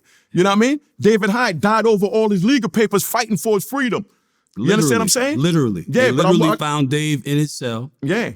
With all his legal papers. That's right. But I want them to understand when I'm saying the jewel that I'm giving you Vlad viewers. So you youth know, don't get involved in the street. It ain't worth it, because this the mentality that you need to have to survive and to be what we call a man. You understand what I'm saying? Cavario, if I called him from the prison on the phone, he was there for me. Whatever I needed, he was there. Before I even thought about writing a book, he sent me his book on the strength. You know, Raised by Wolves. I read the joint, big ass letters, so it was easy for my dumb ass to read. You know what I mean? But I read the book. I love the way he put it together. So I decided to, because I was already writing, but I decided to, you know, tell him about it. I said, Cavario, I got a book I've been writing on my life, You know what I mean? I want you to edit it for me. You understand what I'm saying? Now, when he went and edited it, I went and put his name on the cover as the editor. Who you know put their editor's name on the cover? Only a real one. Who you know put their editor's name on the cover? I don't want to be the only one shining. And they asked me to not tell anybody. So, you know what I mean? Yeah, I get it. That right there is right in line with every other thing, every other character thing that I ever knew about you.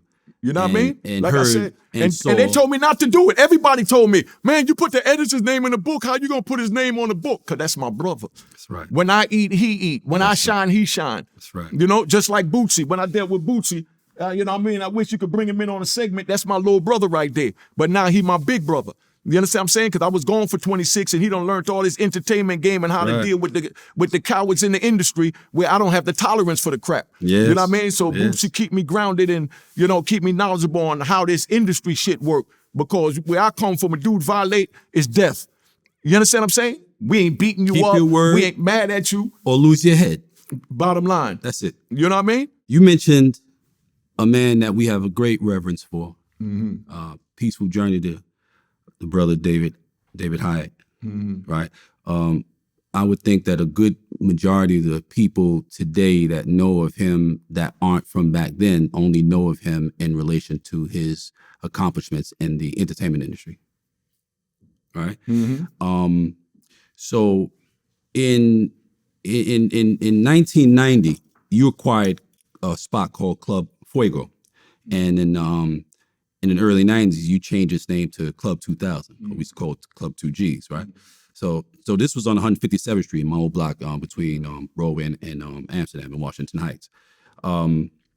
And back then, it was a space for Black people, Dominican people, Puerto Rican people, to come and party together. When I got it, it became that. Yeah, that's Before what it became. that, it was straight Dominicans. It was strictly Dominicans. Yeah, let's right? get When that it was right. Fuego, Yeah. it was strictly Dominicans, right? So all the years I lived there, it was strictly Fuego. It was strictly Dominicans. So tell us about how, and I want you to start from 54th Street, where you began to establish your financial foundation in a real crazy way, and it gave you those resources to do the things you did. So you are in 54th, you hook up with somebody who, was it the cat gave you your first Green joint? Eyes, yes. Green Eyes, right? Okay, so boom, you're 54th, you got this thing going. What begins to happen that kind of Like I said, I got tired of, running up the hill and everybody around me running up the hill, and, Green Eyes started giving me work. So I started selling it right there. And then even though I'm selling it right there, I'm like, yo, this is just 8th Avenue coming to me. The people that I know coming to me. And I wanted a bigger audience. You know what I mean? I wanted I wanted Rambo and Sasquatch and, you know what I mean? And 112th Street, No Fair and all of them. Because, you had Fritz down there doing his thing. You understand what I'm saying? So you got all them doing their thing, but, and big shout out to him. You know what I mean? But I took it up the hill and I hooked up with Felipe. Felipe he blacker than me, but was a Dominican.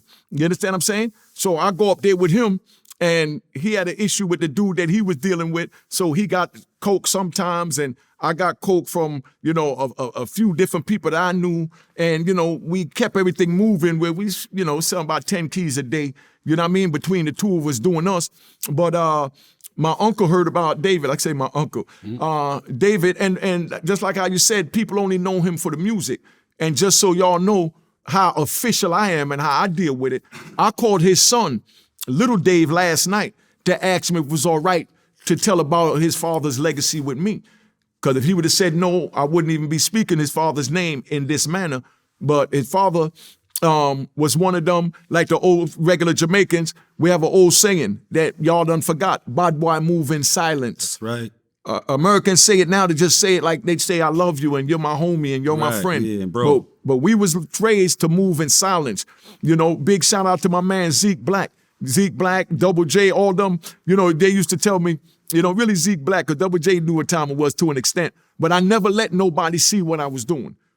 Okay, you got an old saying, you don't let your let the left hand know what the right hand is doing. Know what the right hand is doing. So the people, until it's time to clap. Exactly. The people around me, they was thinking that Mecca Audio was a music store, like a car radio store. They didn't even know what it was, but I made it Mecca Audio because I went to Miami and I done brought the strippers and Miami bass and Luke and everything else to New York to introduce them to a new form of music. So that's why I called it Mecca Audio. So Mecca Audio, the location, the store, that was there before Club 2Gs. Yes. And during that period, you introduced that Miami sound and all. That's when you first began to do it, to bring that Miami sound and that Miami culture. Yeah, because you got to remember, I'm going to Miami. Listen, man, I'm going to Miami from back in, 1987, end of 87, 88, because my mother was living down there. You know what I mean?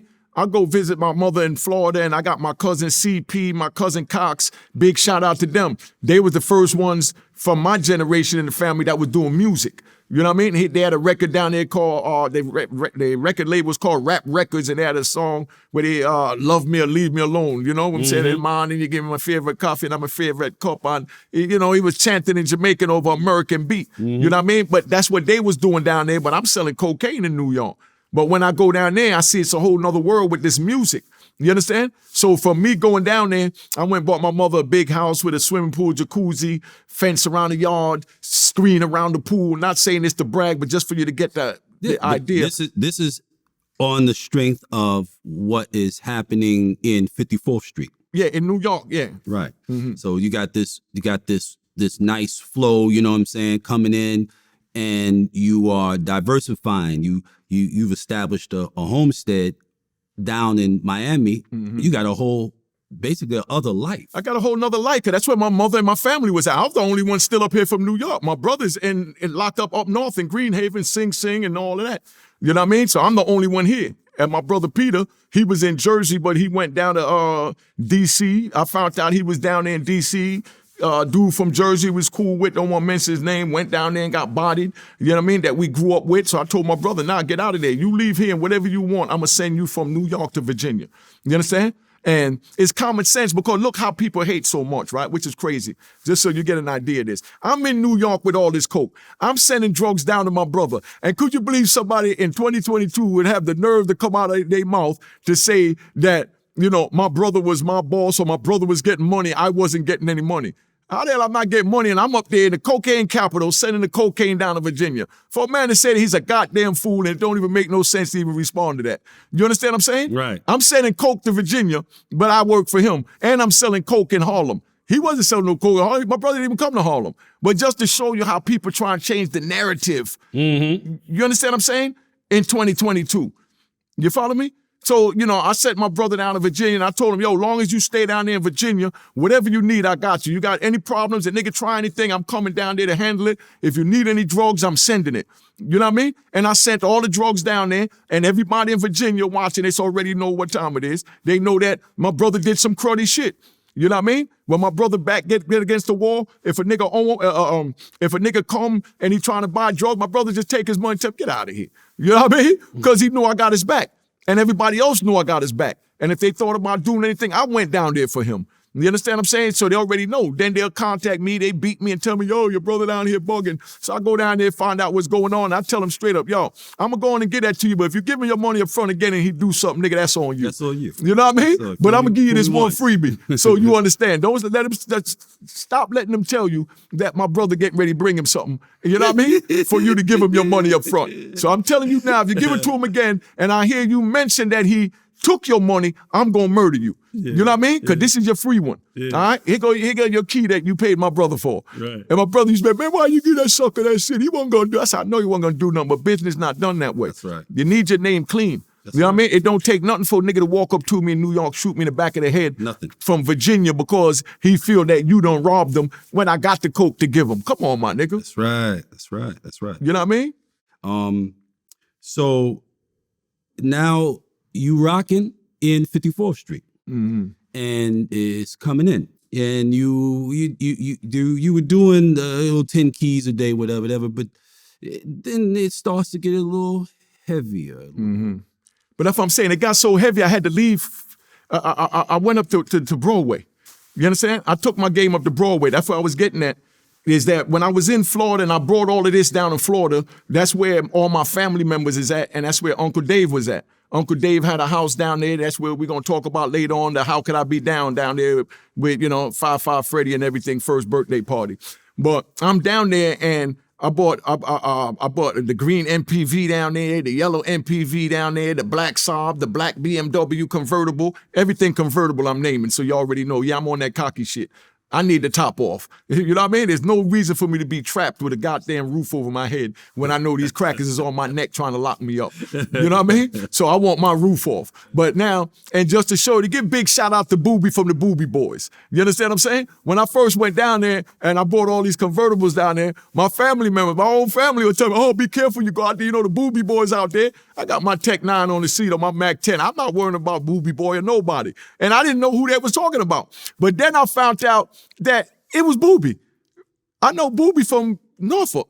Booby was hustling in Norfolk with me, and he know my gangster. I know he's gangster. He ain't nothing nice.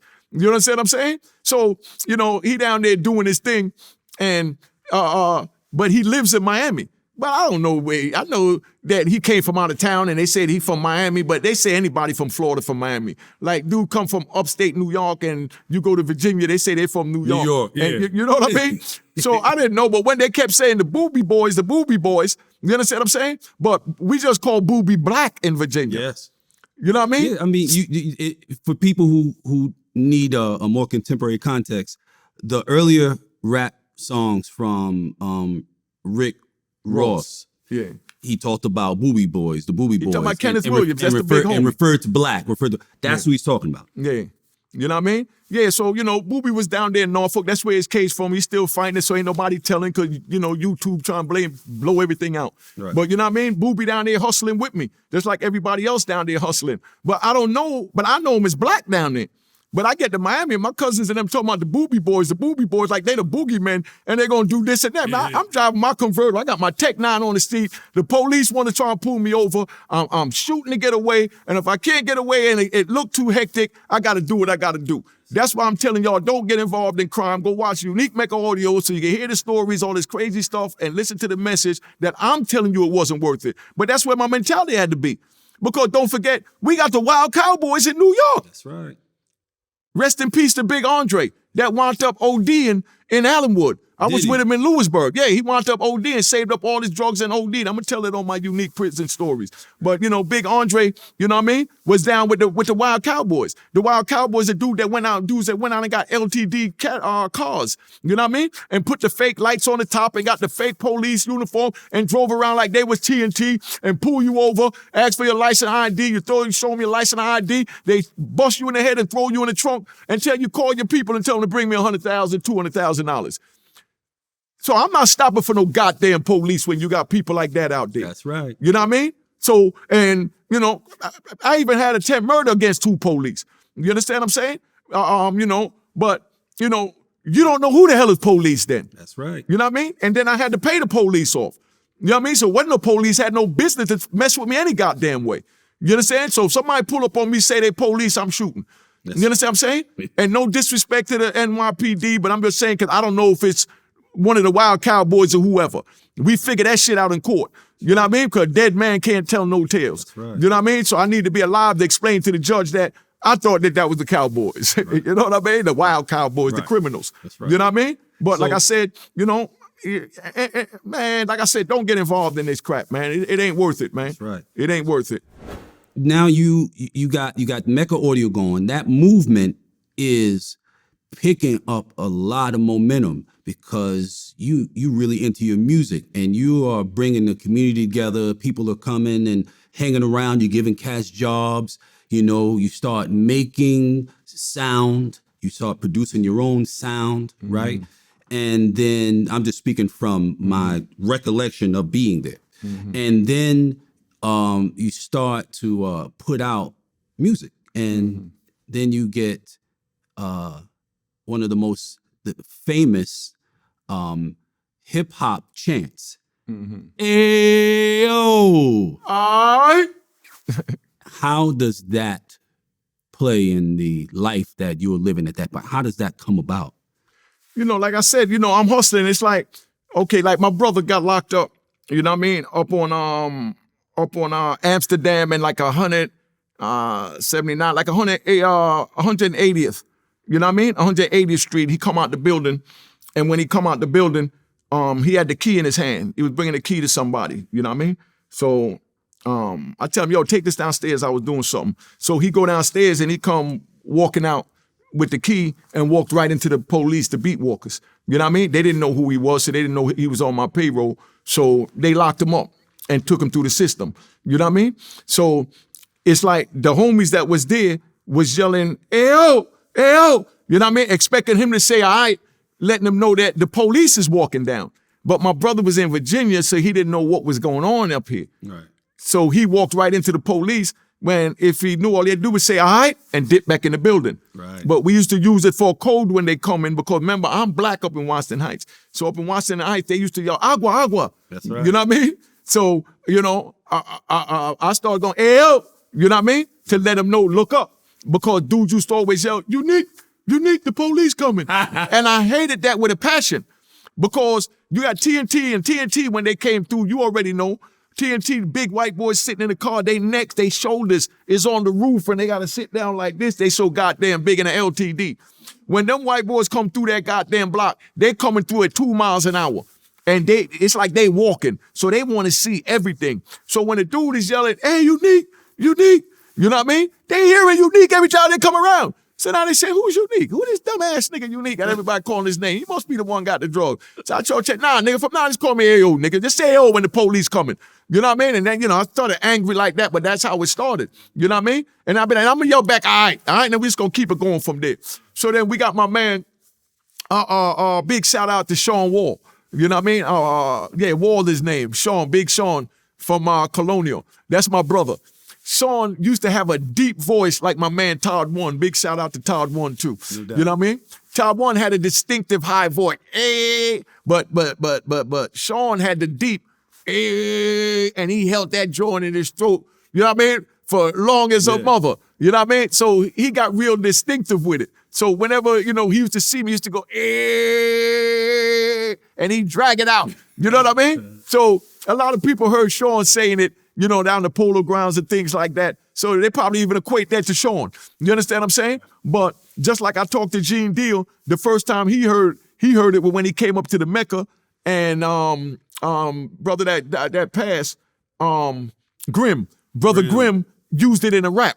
You know what I mean? Against the Mecca audio crew, won the rap. I threw 5,000 in the air because he won. You know what I mean? I was so excited. And then still gave him his 5,000. You know what I mean? Because the winner get 5,000. So I remember that. I remember he used to do that. Yeah, so he put the whole thing together in a rap and was like, you know, yeah, I'm gonna roll up on Mecca audio and yell, so what you want, nigga? Cause that was our saying. Right. You know what I mean? Right. And then the crew gonna say, hey, oh, you know what I mean? And the whole crew already knew to say, all right. So they said, all right. So I said, oh, that shit is dope. So he won. I threw the money up in the air. You understand what I'm saying? But, and they still gave me 5,000. I ain't let him pick his money up off the ground because he's a man. But, you know, that same 5,000 I threw in the air, 90% of it came back to one of my spots anyway down there. But that was the first time Gene heard it, you know, Big Gene, you know? So the first time Gene heard it, when I was talking to him when I was in jail, he said, man, I thought Grimm made that up. But it's like, with a chant like that, it's like, whoever you hear say it first in your neighborhood, that's who they trying to equate it to. Yeah, but, you know, the town know that's Mecca Audio. That started up in Club 2000. That started Mecca Audio. So they ain't even know and ifs or buts about it. But, you know, love all my people. But that's just the way it is, man. But that's how I got into music for my cousins in Miami. But what I was saying about with Brother Dave, with Uncle Dave is that, you know, Dave heard about me down there with all the cars, the house, what my mother stored, things like that. So now Dave reached out to me in New York. You know what I mean? So when he reached out to me in New York, it was, you know, I'll go by his house. He loved to play backgammon, if anybody know him. So he played backgammon. He said, look, you know, I heard you doing your thing uptown. You know, I got something, if you want to play with it, you can play with it. This is how he talking in between shooting dice, all cool. You know what I mean? He said, I don't know how long it's going to take you, but, you know, I got 5 keys under the cupboard. You go ahead and take that, just see me in a couple of days. I said, nah, nigga, I'll see you in an hour. You know what I mean? He said, an hour? I said, yeah, that ain't nothing. You're talking about 5 keys. You know what I mean? So he said, all right, we'll just take that. When you finish, you come back. You know, we talk after that. So he give me the little 5 keys. I shoot right up there to Broadway. You know what I mean? I went to 163rd, bumped it off to my peoples up there in Broadway. You know, one man brought it all. And I brought the little money back down to Dave. And how much was the bricks going for at that time? Back then, he was giving it to me for 10. You know what I mean? He was giving it to me at 10. It was going for 15 on the street. And what year? We talking about 87? Yeah, we're talking about 88, 89. Right. You know what I mean? It was going, because you got to remember, in 87, you was able to buy an ounce for $400, an ounce of crack. You know what I mean? From up on Broadway. Because, you know, crack was cheaper because they was whipping it. You know what I mean? But, you know, so that kind of became the price. And you got to remember, we talking about the Medellin and the cartel. You know what I mean? Yeah. They don't know. Medellin and the Cali. And the Cali. Yeah, they don't know what's happening on the street level. You understand what I'm saying? They don't know the price on the street level. You understand? So the Colombians come in and they drop it off Dominicans and then they go from there. So the Dominicans obviously was telling them that they only getting, you know, 8,000, 9,000 for a key, so they gave it to them for 10. But that was the crack they was getting it for after they whipped it up and pulled out an extra 700, 800 grams. So the Colombians is giving it to them for a little 10,000, 12,000 for the key. You know what I mean? So, you know, Dave came and said, man, here, just give me 10. You understand what I'm saying? So I gave her, you know, that wasn't nothing. You know what I mean? I gave it a little 50,000. So I come back up. He said, man, that was out. Well, I got another 5. Take that uptown real quick and I'll see you tomorrow. You know what I mean? And I said, tomorrow? I said, hold on, nigga. So I shoot uptown. Now I go to 163rd. And I let him know, look, I'm going to get this new work. Because first, I mean 160th. First, I went to 163rd, dumped it off. Then I went to 163rd, gave them the 5, and I got them open talking about the work, because this was pure work that wasn't even cut. They still had, you know what I mean? Like you might get the coke then with the scorpion on it, or the stamp bush. You understand what I'm saying? So it's still sealed, where people normally would get it, open it up, get the compressor, put the isotol in it, you know, recompress it, take out, you know, like how they said Big Meech and them was taking 100 grams. I read his book, you know? Meech wasn't doing that. Nah, Big Meech. Terry was doing that. Well, whichever one. I read it in the book. I read the book that they had while I was in prison. Big Meech and the Black Mafia family. Yeah. Well, what? Yeah. One of them was taking like 100 grams out of each one to do whatever. I read that in the book. But, his brother was doing it. Yeah. But that's what they was doing uptown too. But I'm getting it for 10. I'm selling it for 15, and the streets are selling it for 17. You understand what I'm saying? So, you know, I'm good. Point? You wasting time. Even playing that game. Messing with it. You know what I mean? It was faster to take him his money and bring it back. You understand what I'm saying? So after I knocked off that little 10 that day, the next day he called me up there and he said, look, man, meet me over here on 90-something. You know, they know where I'm talking about. Said, meet me on 90-something street, because we was down Midtown, you know? Not, you know, yeah. So he said, meet me over here. So I go down there and he take me in a room and he said, okay, this is what we got right here. And he opened up a room. He had about 200-300 joints in the room. And the whole apartment was nothing but coke. Nothing but coke. No furniture, no nothing. Just cocaine in this apartment. Lord. You know what I mean? Yeah, look. So he said, this is what we got over here. He said, now come with me. He walked me over 2 buildings down on the same block. You know what I mean? He said, okay, you're going to get the work from there and you're going to bring the money back over here. You understand what I'm saying? Put in this building, but never put the money over here where you're going to get that from. When the room almost empty, you call me. I'm getting ready to go to Chicago. You know, that's when what the fuck? I'm dealing with my friend Robert. You know what I mean? He gonna make his move, and Robert he talking about is R. Kelly. You know what I mean? So he talking about he dealing with friend Robert out in Chicago, and he want me to hold it down and just move what I can until he come back, so that he don't slow down his movement. You know what I mean? So he shoot out there to Chicago, and he leave me up there. So now, this was the most beautiful time ever. This was like June, because you know June and November, they got a drought. You know what I mean? In New York, where the Medellin, that's who run Washington Heights. Ain't no Cali cartel coming up there in Washington Heights selling nothing back then. Or else Escobar going back to go kill every goddamn thing in their family that breathes. Right. But he ain't even gonna touch a hair on their body here in America. He gonna let them live so they can suffer losing their family for stepping on his turf. Mm-hmm. So so they not going up there. So when they had the drought, is the time when I'm already up there. I'm secured up there. You know what I mean? And I'm not connected with none of them. So when they have the drought, they not selling nothing on the street. So whatever person got left over, the price triples, sometimes 5 times more. That's right. You understand what I'm saying? So I remember I drove up the block one day. I tell you, we're going for 17 on the street. So I drove up the block with somebody and they wanted $22,000 for the key.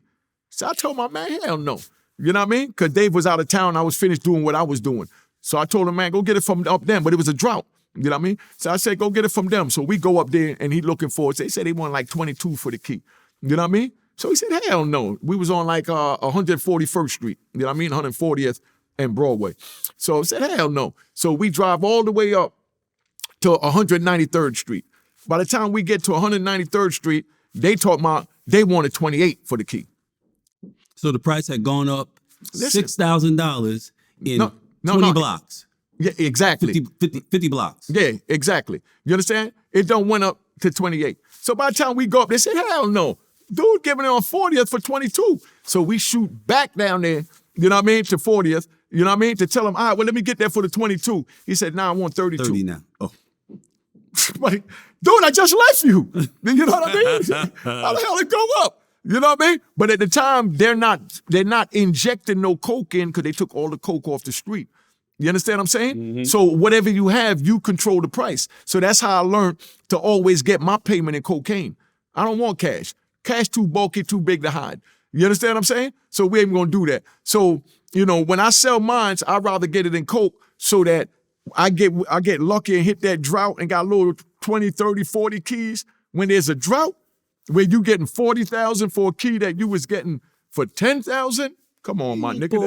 You know what I mean? That's nothing to even talk about. But, you know, yeah, but Dave took me and showed me the apartment, and, you know, that's how we started doing our thing. So you go in this apartment, and Dave's got this apartment, what is it, a 1-2 bedroom? Yeah, it's a 1 bedroom. 1 bedroom. Yeah. And there is coke, floor to ceiling. Everywhere you go, wall. there's coke.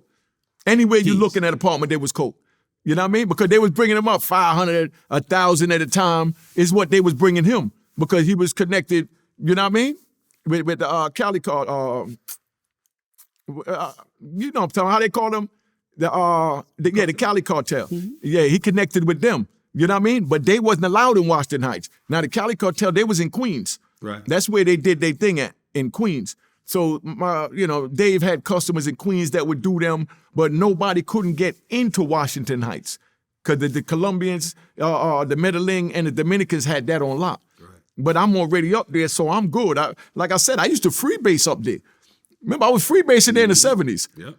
So the same niggas I was freebasing with, they done got out of it and they hustling now. Right. You know what I mean? The same stick-up kids that was freebasing, you know what I mean? They up there now. Some of them still sticking up in the whole 9, but they know my gun go off too. Right. So, you know what I mean? So I was welcoming. That's how I was in your block, 157th Street with, you know, Ronnie and the whole crew and, you know, Chocolate, like I said, and Alex and Felix and, you know what I mean? And I did my thing.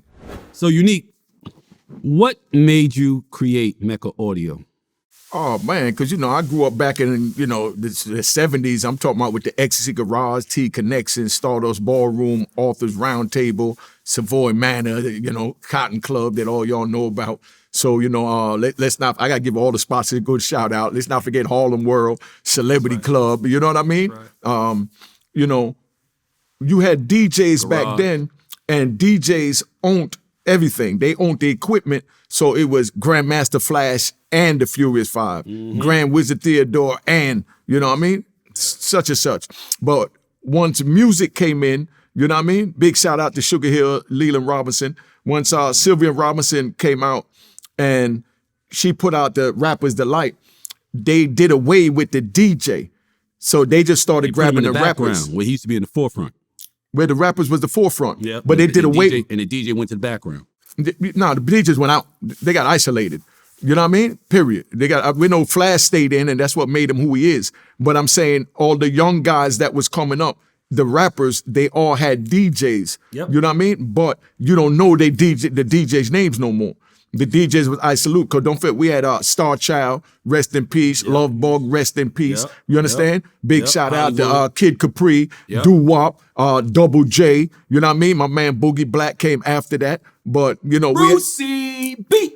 Can't forget the world famous. You know what I mean? 49th Street finest, so I got to give my man T-Rod, Booth, Gusto, Ernie, you know, Mo Grime, you know what I mean? Got to give everybody a shout out. You know, Todd One, you know what I mean? EJ, Stick 'em Up, you know, but, you know, that's the hood, you know what I mean? And we look out for each other and we carry each other where we go. Like I said, that's why my little brother here, you know what I mean? AKA my big brother. This is Big Bootsy.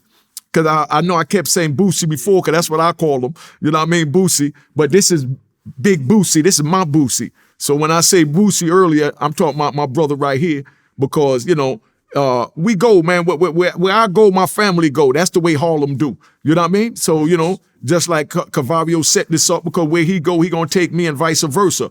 That's how we do it. But when the DJing came out, they isolated the DJs. You know what I mean? And it all became about the rappers. So now we got Star Child, Love Bug, you know what I mean? Without a home, you know what I mean? Because the rappers done moved on without them, and people used to come get on their mics and all that. Big shout out to Busy B, you know what I mean? From the L Brothers, we can't forget Busy. Yep. You know what I mean? Ron G. You know, Ron G, my little brother, love him to death. Make sure y'all follow what DJ Ron G, wherever he at. That's my brother. That's right. DJ Ron G. Right there. He made the beat to the Mecca Audio chant when I was locked up. Looked out for me. Him and Sadat X, Will Porter, Kiss Major, Susan Feinberg played a part in that. Tamika played a part in that. But you know, the same way I'm mentioning all my peoples, the DJs got pushed out because the rappers allowed the big entities to come in and tell them why break bread with them when we could do it by ourselves. So I opened up Mecca Audio to give the DJs a home. Because remember, we didn't have flash drives and all that crazy stuff that they got going on now. You actually had records and you had dudes that carried the crates. My man Mike Spot, let's not forget him. Used to carry the crates for Brucey B at the rooftop. You know what I mean? So I opened that up so that they could have somewhere for them to go. You know what I mean? You gotta have somewhere for the DJs, because man, DJs make me feel good. You know what I mean? You know how they say music calms the savage beast. Yes, sir. You know what I mean? So, you know, it is what it is, man. So when I open up Mecca Audio, we open it up as a record store, studio upstairs. You know what I mean? We're selling the fire weed. We had Brand Nubian used to come through there. The Mott's is what we used to call it, because it looked like the applesauce, the Mott's applesauce. So we got Nice and Smooth, Grand Poobah, you know what I mean? Lily from SWV, you know what I mean? Tupac, you know what I mean? Everybody came through Club 2000, man. Mecca Audio, and then we're gonna get into Club 2000. But now that you know who my brother is, so you see where we at. Even though I had that was a front. Everything we did back then was a front. Just keeping it 100. I already served my 26 years, you know, had my life plus 24. Mecca Audio was a weed spot. I ain't sell no coke out of Mecca Audio. That was a weed spot. You know what I mean? Like I said, because I don't put everybody in my business, and I never offered anybody any drugs. You know what I mean, to sell. If a dude want to sell drugs and he come to me by all day, I'm going to flood him. But I'm not going to go to a dude and say, yo, I want you to sell this key for me. Oh, you could get some money with me to the drugs. Nah, I didn't need all that. You know what I mean? But if a brother came to me, it's what it is. And you had dudes, you had dudes that sat on the corner.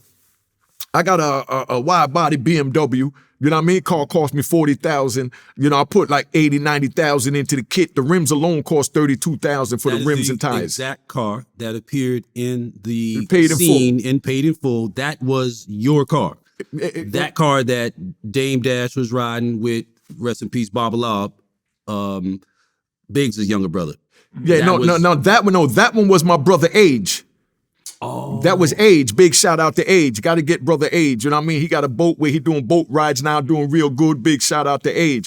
But, you know, I was the first one exactly with one like of them. Your car. Yeah. No, it is, because it was the same thing, but mine was green and white. Yep, I he remember. made his black and white. You have the green piping, white interior. Exactly. Yep. I got mine done up at Angelo, you know, same up thing on, you did with the Laconia. with the Z, with the Z. Exactly. I used to call it the Newport Z. That's what everybody called it. But you know, Angelo testified against me at my trial. You know what I mean? Oh man, that's who wound up getting away with the Stutz Bearcat that I was telling you about the other night. He testified to get my $500,000 car. The Stutz Bearcat is the same car they got in the DMX movie Never Die Alone. That's right. You know what I mean? They only made 5 of those a year, and I was blessed to own one. You know what I mean? So you see the level I was doing it on. That's why I'm letting the youth know that it wasn't worth it. You know what I mean? After all that, they took me away from my kids for 26 years. I went in, my daughter was 18 months. I come home, she's 27, 28. Wow. You know what I mean? Wow. You know what I mean? So if anybody think it's worth it or that I'm glamorizing this, y'all watching the wrong program and getting the wrong message. But I'm just letting you know what it is, because this is a part of history and this is my legacy. But Mecca Audio, we doing our thing at Mecca Audio. We had the weed spot and all that. And my brother Boosie came at me because, like I said, dudes see you driving with the car and they say, oh, why he put the BBSs on it? The rims are too wide. And dudes hate on the sideline, you know what I mean? Instead of coming and congratulate. But this brother here, he from a whole nother cloth. He from the cloth that I'm cut from. So he pushed up on me. Tell him how we met, family, how you came to me. Well, one of my homies at the time was rolling with you. Mm-hmm. So, you know, I used to see you fly through in these pretty cars and all that. I'm like, yo, who's this dude right here? Like, so when I get my homie, I tell him to come uptown, come holler at me on the block. He came to the block. And I'm like, yo, who that guy that you be with riding in the cars? Or y'all be riding up and down, be seeing him at Rucker? He was like, that's my boy Unique. I said, yo, and can you introduce me to him? He was like, yeah, come down the hill at a certain time. So I come down the hill, get down to Mecca Audio. You wasn't there at the time. Mm-hmm. But so I'm waiting around. Once he finally came, my homie introduced me to you. And he was like, yo, so what you got going on? And I explained to him what I got going on my block, the spots that what I got. And he was like, all right, I'll look out for you. I'm like, all right, cool. The rest was history. He started looking out for me. I was making sure I paid that money on time. He was making sure I was straight all on time. So how I grew up with the AZs, with A, was always be loyal, make sure that you pay your people on time, because that's what keeps your name good and that's what keep you straight as far as having work out here in the streets. So after that, we started getting tighter. We started hanging out, going to clubs everywhere. He started calling. He bought like 2 4-wheelers and gave me one of them. Called me 8, 9 in the morning. Come downstairs, man. It's time to ride. We riding the 4-wheelers everywhere, all through Harlem. So, you know, then after that, I'm chilling in the store one day in Mecca Audio. He said, "Yo, son, I just bought a club." I was like, "What?" He said, "Nah, I just bought a club." No, did what? Yeah. He was like, "Yo, I just bought a club. I'm taking everybody to see it." I was like, "Man, I can't wait." Took us up to see the club. He talking to the guy he buying it from, and we looking around like, "Wow, this is crazy." So, long story short, he said, "Yeah, we about to do the biggest party in Harlem. Harlem ain't never seen what's about to happen." He was like, "Yo, we going to DC. Everybody get their size." He bought about 20 brand new linen suits. All of us had to get sized up for the suits. After we get sized up for the suits, we wait for our suits to come. Hey, but when the suits come, that was like a Christmas day. Everybody trying their joints on, everybody looking fly. He said, "But guess what, though?" I said, "What?" He said, "Yo, I got Luke Skywalker coming through, man. We're going to introduce Miami to New York and New York to Miami." And when they came, that was a pop that coochie night to remember, man. We never looked back after that. We used to have Leanne from SWV ride with us all the time. She used to tell us, "Boosie, I love you, nigga." I said, "Why you love him so much?" She said, "Because he's crazy. He drives so fast." That was our sis. We used to go pick her up. My sis anyway, but we used to go pick her up. "Yeah, Leanne, come on, let's go." Go grab her. Over there on Andrews in the Bronx. Yes, exactly. Yeah. Leanne come out, we ride. This before SWV, but she always tell me she was in a group. She about to do some big things and all that. Yeah, she from the hood. She from up there in the Bronx where I grew up. Yeah, that's Yeah, what we used to Andrews. pick up Yeah, I know from, what she used to do. like all the time, man. So it was like, then after that, man, once we opened the first night up, man, all kind of celebrities start coming through. You got to remind them about all them. Man, listen, we had Andre Harrell up in there. You know what I mean? We had Jodeci up in there. Yeah. Big shout out to Jodeci. Those was regular staples in the joint. Yep. We had Kid Capri up in there. We had Tupac up in there. Russell Simmons came up in there. Brand Tupac in Nubian there. came up in there. Grand Poobah came up in there. Dr. Dre came up in there. Snoop came up in there. Yo-Yo came up in there. You know what I mean? I could go on all night, man. But, you know, Father MC, you know what I mean? Biz Markie was Lord the Finesse, DJ. Biz Markie was the DJ. Funk Master Flex, you know what I mean? I mean, if you was anybody, you was up in Club 2000. Nas, Facts. you know what I mean? That's facts. I mean, come on, man. Onyx. Onyx, you know what I mean? Remember we had the big fight with Onyx? Yeah. We got to tell about that on the next one. But, you know, Yeah, we Onyx can tell official, They official though. You They know? Honest official. you know? Rakim, he came up in there. You know, but you know, let's not and, forget Mob Style. Yep. Let's not forget Mob Style, course. Gangster forget- Lou. can't forget and for those of y'all to understand, you know, Gangster Lou, that's my brother. That's family. brother. You know what I'm saying? Gangster Lou always tried to keep me, you know, calm and, you know what I mean? Tell me to chill out. Good brother to the heart, loyal brother. You know what I mean? Big shout out to Gangster Lou, whatever he got going on. Follow him at No Friends. You know what I mean? That's his Instagram and his record label, you know, Talk It Trigger. You know what I mean? But I mean, you know, that's where we all got our musical upbringing from, man. You know, cause that's where Mob Style, that was the first stage Mob Style performed on. And we also got Daz Effects. That was the first stage they performed on. You understand? I got pictures with Tupac in the club. I got pictures and live videos. So whoever watching this trying to do the movie and documentary, get with me. The joint was bananas. Only reason y'all don't know who I am is because I had Life Plus 20 and I wasn't going to tell on nobody. So I had to lay low and keep it quiet because if the courts really knew who I was, you know what I mean? They would have never let me out. And like I said earlier, bad boys move in silence. That's where we get that from. You understand? My own people around me didn't know what I was doing except for the ones that did it with me. It was a need to know basis. Well, and it's like when A&M went quiet, what a lot of people don't know was Unique was one of the first after the Azie and Alpo era that was doing it on that level, probably on a little more extensive level than they was. Yeah, You know what I'm it was. saying? And he didn't get his credit because he got snatched up by the feds, you know, at one point in time. And when we was running hard, I lost contact with him because I caught a bid and he was coming to get me out on $1 million bail. So I'm sitting there waiting for him to come and get me out on $1 million. My mom's waiting for him to call. He ain't called. So I'm like, yo, what's going on? Why he ain't called? She's like, he ain't called back. But one of my friends got caught where I was at. I was in Salisbury, Maryland, got caught up on Route 13. I'm actually doing a movie on that. But he said, yo, man, he came through. I seen him in my party. He was like, yo, man, it's crazy what happened to your bro Unique. I said, what happened to him? He said, yo, man, the feds jumped out on him crazy. The lady, Miss Cologne or something. Big shout out to Miss Cologne. That took me down. Yeah. Cologne the car taker. You know what I mean? I'm gonna let you finish it. I'm gonna tell him about Cologne. Cologne take you out your car in the middle. I was just telling somebody about this a couple weeks ago. I was like, yeah, it was a Fed sister that used to come through and pull cats out of their cars on the street. Like she'll do. Say, yeah, tell your grandmother to come get this $75,000 car that she bought and bring her paperwork with us to show us how it is she was able to afford this car and leave you standing in the street and drive off with your car. And I'm sitting in there, I'm like, wow, no wonder, because I knew my boy wouldn't leave me stranded. He said he's going to do it. I bailed my brother out for a meal. Exactly. And not only that, one thing about my bro, if he say he going to do something, he going to do it. If he ain't, he'll tell you straight up, nah, I can't do that. One thing he always did was say, I don't mess with nobody. I ain't doing no business with nobody that got a girl, because niggas fall in love and they want to tell everything. One thing he did though, I had a girl at the time and he still rocked with me, but one thing, I don't know what it was, but our bond, all the way to this day, the man ain't never ever switched up on me. So I'm saying that to say all the things that he's saying to these cats out here, to the young youth and all that ain't never been in jail, trust me, you don't want to go there.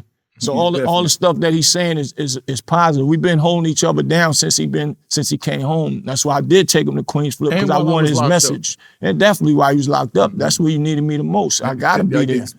You know what I'm saying? And that's when it really count, when you are there for your friends when they need you the most. Because a lot of people, their friends turn their back on them. I've been in that position.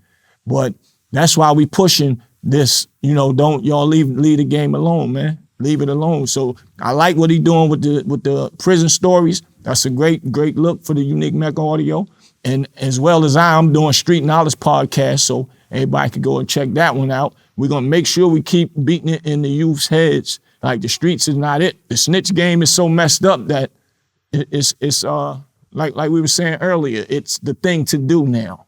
It's the end thing. You look like the sucker not doing it. Yeah, right. You look like a sucker. They hate me because I didn't tell. Right, that's crazy. They hate me because I didn't tell. Right. I never fathomed that I'll come home to a world where I'm shunned because I stood up like a man and held my responsibility, and I ain't bringing none of my comrades. I could have brought him in with me. He could have been my neighbor in the cell for life and have to fight his own life. That's a fact. You know what I mean? But me too. And when I caught my time, everybody was telling in that jail down there in Salisbury, Maryland. They was just sitting waiting across the state line before you crossed into Virginia, and they was snatching all New York cats. They was just snatching them. The dude Blue who had the jewelry store on 125. Yeah, Blue. His sister, shout out to Muhammad and Blue. They caught his sister down there with 15 birds in a stash joint, her with a dude. They just was catching mad people, and I knew my joint. I knew somebody at the Queens got caught with 15 joints of mine, 13 on the highway. She got caught with 15 inside of a Maxima.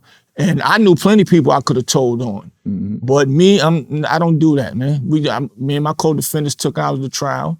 Blue trial, was facing 60. Got my time, I came home. But when I came home, I was an honorable man to the hood. But we saying, don't do what we did. Don't try to go and be an honorable man. Just leave it alone. Especially if you're not. Don't test your steel. Yeah, don't do it. Cause it's not really worth it. So, I'm glad my brother's home now. We about to do more positive things like college speakings and all that stuff. So Club 2000, okay, big scene. Your impact on the music scene was, as it turned out, significant. The bringing in the Miami sound, which was particular to Miami. Outside of Miami, people were not hearing these types of beats and this type of music, this type of energy. Bass, Miami bass, they call it that 808. Yeah, they weren't hearing that. And they certainly weren't getting that in the context of the strippers and that whole vibe. You brought that whole vibe into what was then the Mecca of the music industry, right? What made you do that? What made you think that there would be a value for this up there, even though nobody was doing it. Nobody was even almost doing it. Listen. Like I just showed you earlier, man. You know, my uncle took me in a room with over 500 keys, told me have my way at it and put the money in this room. So I say that to say it wasn't about money. You know what I mean? I wanted to give my people something. You know what I mean? I did it for the love of the music and the love of my people. You know what I mean? When I went to Miami, like I said, I bought the house with jacuzzi and all that, fence around it, and 2-car garage, got 4 cars down there. None of this is a brag, but just so you understand the vision. When I went down there and I drove to Pac Jam, you know, people in Miami know about Pac Jam. You know what I mean? Or I go to Strawberries. You know what I mean? Or I go to Rolex before it was a strip club, when it was just a regular club. That's how long I was down there in Miami. But when I go to these places and I see and I hear the music, I see what they're driving, I see how the women is dressed. You understand what I'm saying? And, you know, it's like I wanted to bring all my people down there to experience it. So I found it cheaper to bring up 10 girls a week. Yeah. You know what I mean? Yeah. Instead of bringing down 1,000 people. On stage You know? doing what they do. So I brought them up and I got That was live. wild. Yeah. Yes, it was. Yes, it was. Listen, I got live video footage from all of this. Anything I say out my mouth, take it to the grave. I got video, I got pictures. Yep. So a hater can't even hate. A hater hating is just talking to talk. Because whatever they say, I don't even respond because I can show the pictures, I can show the videos, and I can show my goddamn trial transcripts that I kids sold call 25 receipts. keys a day. You got receipts. That's You know what I mean? kids There you go. That, as y'all call it now, I got receipts. Yeah. So I don't care about what nobody say. You know what I mean? So, you know. So it's recorded with Ralph McDaniel. So you know what I mean? Ralph McDaniel. Oh, yeah, big shout out to Ralph. Ralph McDaniel, can't forget him. Yeah, Ralph McDaniel, my Music brother. Box was a major Make sure piece. y'all check out his show, Video Music Box on, I think it's on Showtime. Ralph McDaniel joined, he got the footage, he was in charge. And Ralph's so real, right? That I called Ralph from I was in Ralph. jail. You know what I mean? I called Ralph from I was in jail and I let him know, yo, I'm coming home, save my footage from the club because I'm coming home to come get that. You know what I mean? Right. And Ralph said, family, I got you. You know what I mean? You the one helped me do a lot of this that I'm doing. When you ready, whatever I got, that's yours, you got it. And I came home, Ralph was 100. He sent me all the footage. You can't get a better man than Ralph McDaniel from Video Music Box. Right. Tune into his show. Nas did it over there at Showtime. That's one of the brothers I give my life for. You know what I mean? Just like this brother. You know what I mean? So, you know, that's how we move, man. We don't play no games with nothing. You know what I mean? That's how real Harlem do. You know what I mean? Not to diss any other boroughs. I just know my borough. Right. You understand what I'm saying? And, you know, it is what it is. And when I say Harlem, that's including the Bronx. Because the Bronx and Harlem is one. Just them 2 bridges separated us, McCombs and 45th. No doubt. You know what I mean? That's right. I remember you threw my birthday party up in there. Oh, Ralph man. McDaniel, you got me the cake with the man with the whole body and the girl giving the man head and all that. You know, Yo, bro, and I Oh, got that pictures was of all your that. That was his birthday birthday. party? That was my birthday party. Cake this freak nigga bought for me, man. I remember was like, that, yo, my man. brother. Yeah. That was a mess, man. That cake. Yo, I had my car outside and I had my daughter's mother with me. Yo, I couldn't drive enough. I'm in one hand, she getting the cab, and I'm holding the cake with the other hand, trying to get into the car, man. That was one of the best nights I had. Club 2000. You know? Club 2000 was crazy, man. And let me Whitney, say this. Whitney used to be in that joint. That's what I'm saying. Oh, yeah, Puff definitely. used to be in Yeah. that joint. Snoop, Dre used to be in That's that where I was joint, getting ready to bro. get at. I remember Whitney used to come up in there, because, you know, she live out in Jersey. She used to come up in there and be all in the low with the little dark glasses. And, you know, I think she might have been doing bodyguard or something like that one time, you know what I mean, at that time. But, you know, like Puffy, you know, big shout out to Puffy, my brother, good man to the heart. Puffy 100. Far as I know, 100. I ain't got nothing negative to say about him. Puffy, when he started throwing his parties in Howard, over there on Georgia Avenue, you know what I mean? You remember the parties on Georgia Ave, Puff, with Kid Capri DJing, you know what I mean? When he was throwing on parties over there on Georgia Avenue, man, I started bringing the homies from Southeast, you know, big shout out to Simple City, Eastgate, the whole 9, Northwest, Northeast, you know. I started bringing all the homies that we was hustling with, because, you know, we used to get the clothes from Shala. Big shout out to Shala. Shala took over after Dapper Dan went to prison. Big shout out to Dapper Dan. But Shala, the one that used to make the clothes when he talked about the 20 outfits, I went down there because I was hustling in Maryland too. I used to sit over there in Suitland, take the back road and go right in from Bennett Road, you know what I mean? Yep. And you already know, take Bennett Road right into to Simple City and Eastgate, a little flea market on the corner, you know what I mean? And do what we do, you know what I mean? But I used to bring all those people over there to Georgia Avenue, the Puffy joint.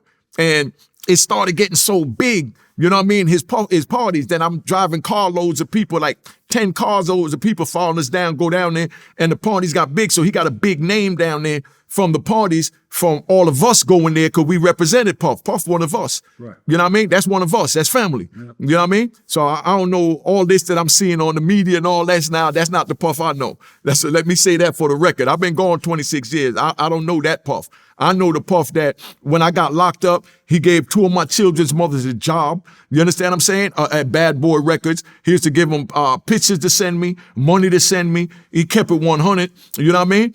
But now, that's why when I was in ADX, I bounced, but don't pay no attention to me bouncing. I don't know how y'all do it on Vlad, but it's how Unique Mecca Audio do it. Mm-hmm. Now, when I'm in ADX, and the Tupac and Biggie thing going on, ADX you know what I mean? Is Supermax, where they got El Chapo, Pistol Pete, King Blood, Yes. you know what I mean? That's what I'm talking about, you know what I mean? The Unabomber, Yes. you know what I mean? Larry Hoover, free Larry Hoover, free Pistol Pete, free the Unabomber, free my man, Juan Ramon Mata from Honduras, you know what I mean?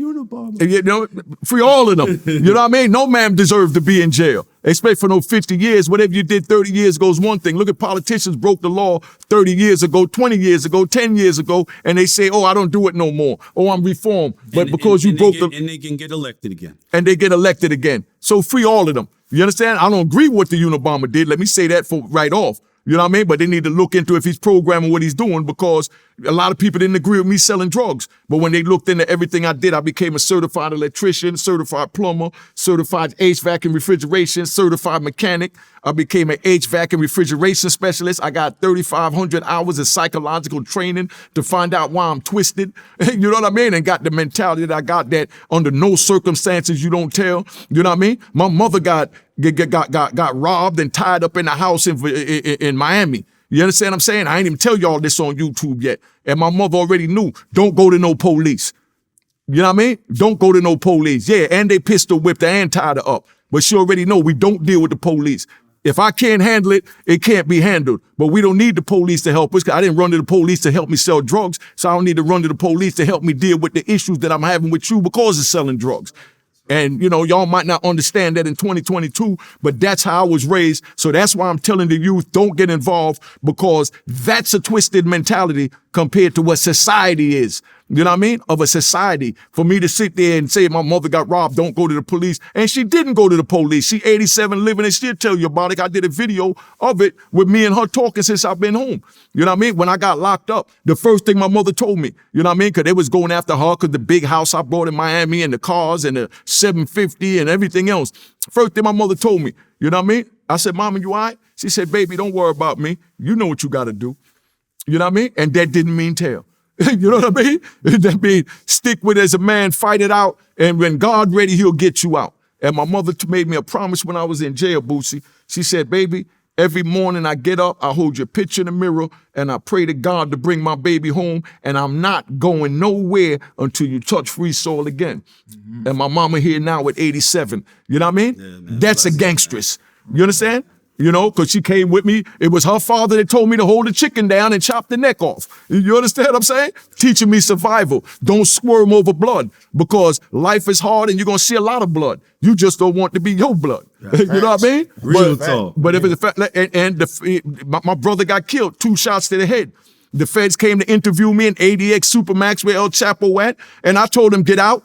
I ain't got nothing to say to you. You can't help me. Me and my brother didn't come to you, you know, when we were selling all them goddamn keys on the street. So I don't need you to solve my brother's murder the way you want to solve it. So leave me alone with that and get up out my joint. And they said, well, we don't care. You're going to die in prison. He dead. We got a free trip to Colorado mountains.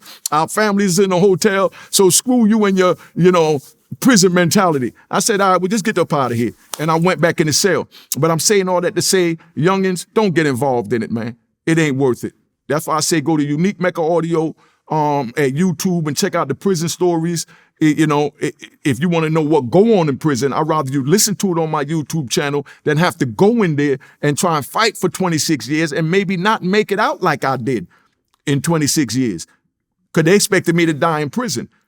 You know what I mean? So, like I said, I don't need the feds, I don't need the police to help with my mother getting robbed, my mother getting pistol whipped, my mother getting kidnapped, and my own brother getting 2 shots to the head. I don't need the police to help me. You know what I mean? God helping me. And that's all I need. So I know a lot of y'all don't understand this because all kinds of people watch this and y'all got different mentalities, but this is a street mentality. So that's why I'm telling you, don't get involved in the street. You want to know about the street? Go cop the goddamn book of Ruin Harlem. Everything you need to know about Harlem in the streets is in this goddamn book. So you ain't got to go out there and risk getting life plus 20 like I did. I talked to my brother Jimmy Fingers the other day. Big shout out from the Poison Clan, Free Fingers. You know what I mean? I talked to Fingers the other day. He got 9 life sentences, man. He got 9 life sentences in 300 years. And I asked him, would he tell if he had the opportunity to tell, to get out? You understand what I'm saying? He said no. You know what I mean? I even asked him, and no disrespect to nobody, so don't even think this is a shot. You know what I mean? Because I don't do shots, I don't do all that. It's subliminal in your windows or none of that. Whatever a man do, and he got to wear that, because when he lay his head on the pillow at the end of the night, he got to make sure he sleep comfortable. But I even asked Fingers, go look at my YouTube channel, Unique Mecca Audio. I asked Fingers, would you tell on some dead people to get out of jail right now? And go watch the video. And he's in jail 28 years. He went in when he was 22. He just turned 50, and his answer was hell no. You know what I mean? So I'm not disrespecting nobody that did. I'm just speaking on it for what it is, just so y'all understand. Because like I said, only Allah could judge us, man. Only Allah could judge us. You know what I mean? Just like people told me I was a fool, Bootsy. Why? Because they said that I stuck to the street code. And abandoned my kids and went to prison to, to be loyal to the streets. But you back here now. Listen, I was a man before I was a father. And I'm going to die a man. And if my kids don't understand that, I don't know what to tell them, man. You know what I mean? That's the life I was brought into, so I had to honor that. And I don't care what nobody say, I fought till I got out. My man David Hyatt fought till he died in prison.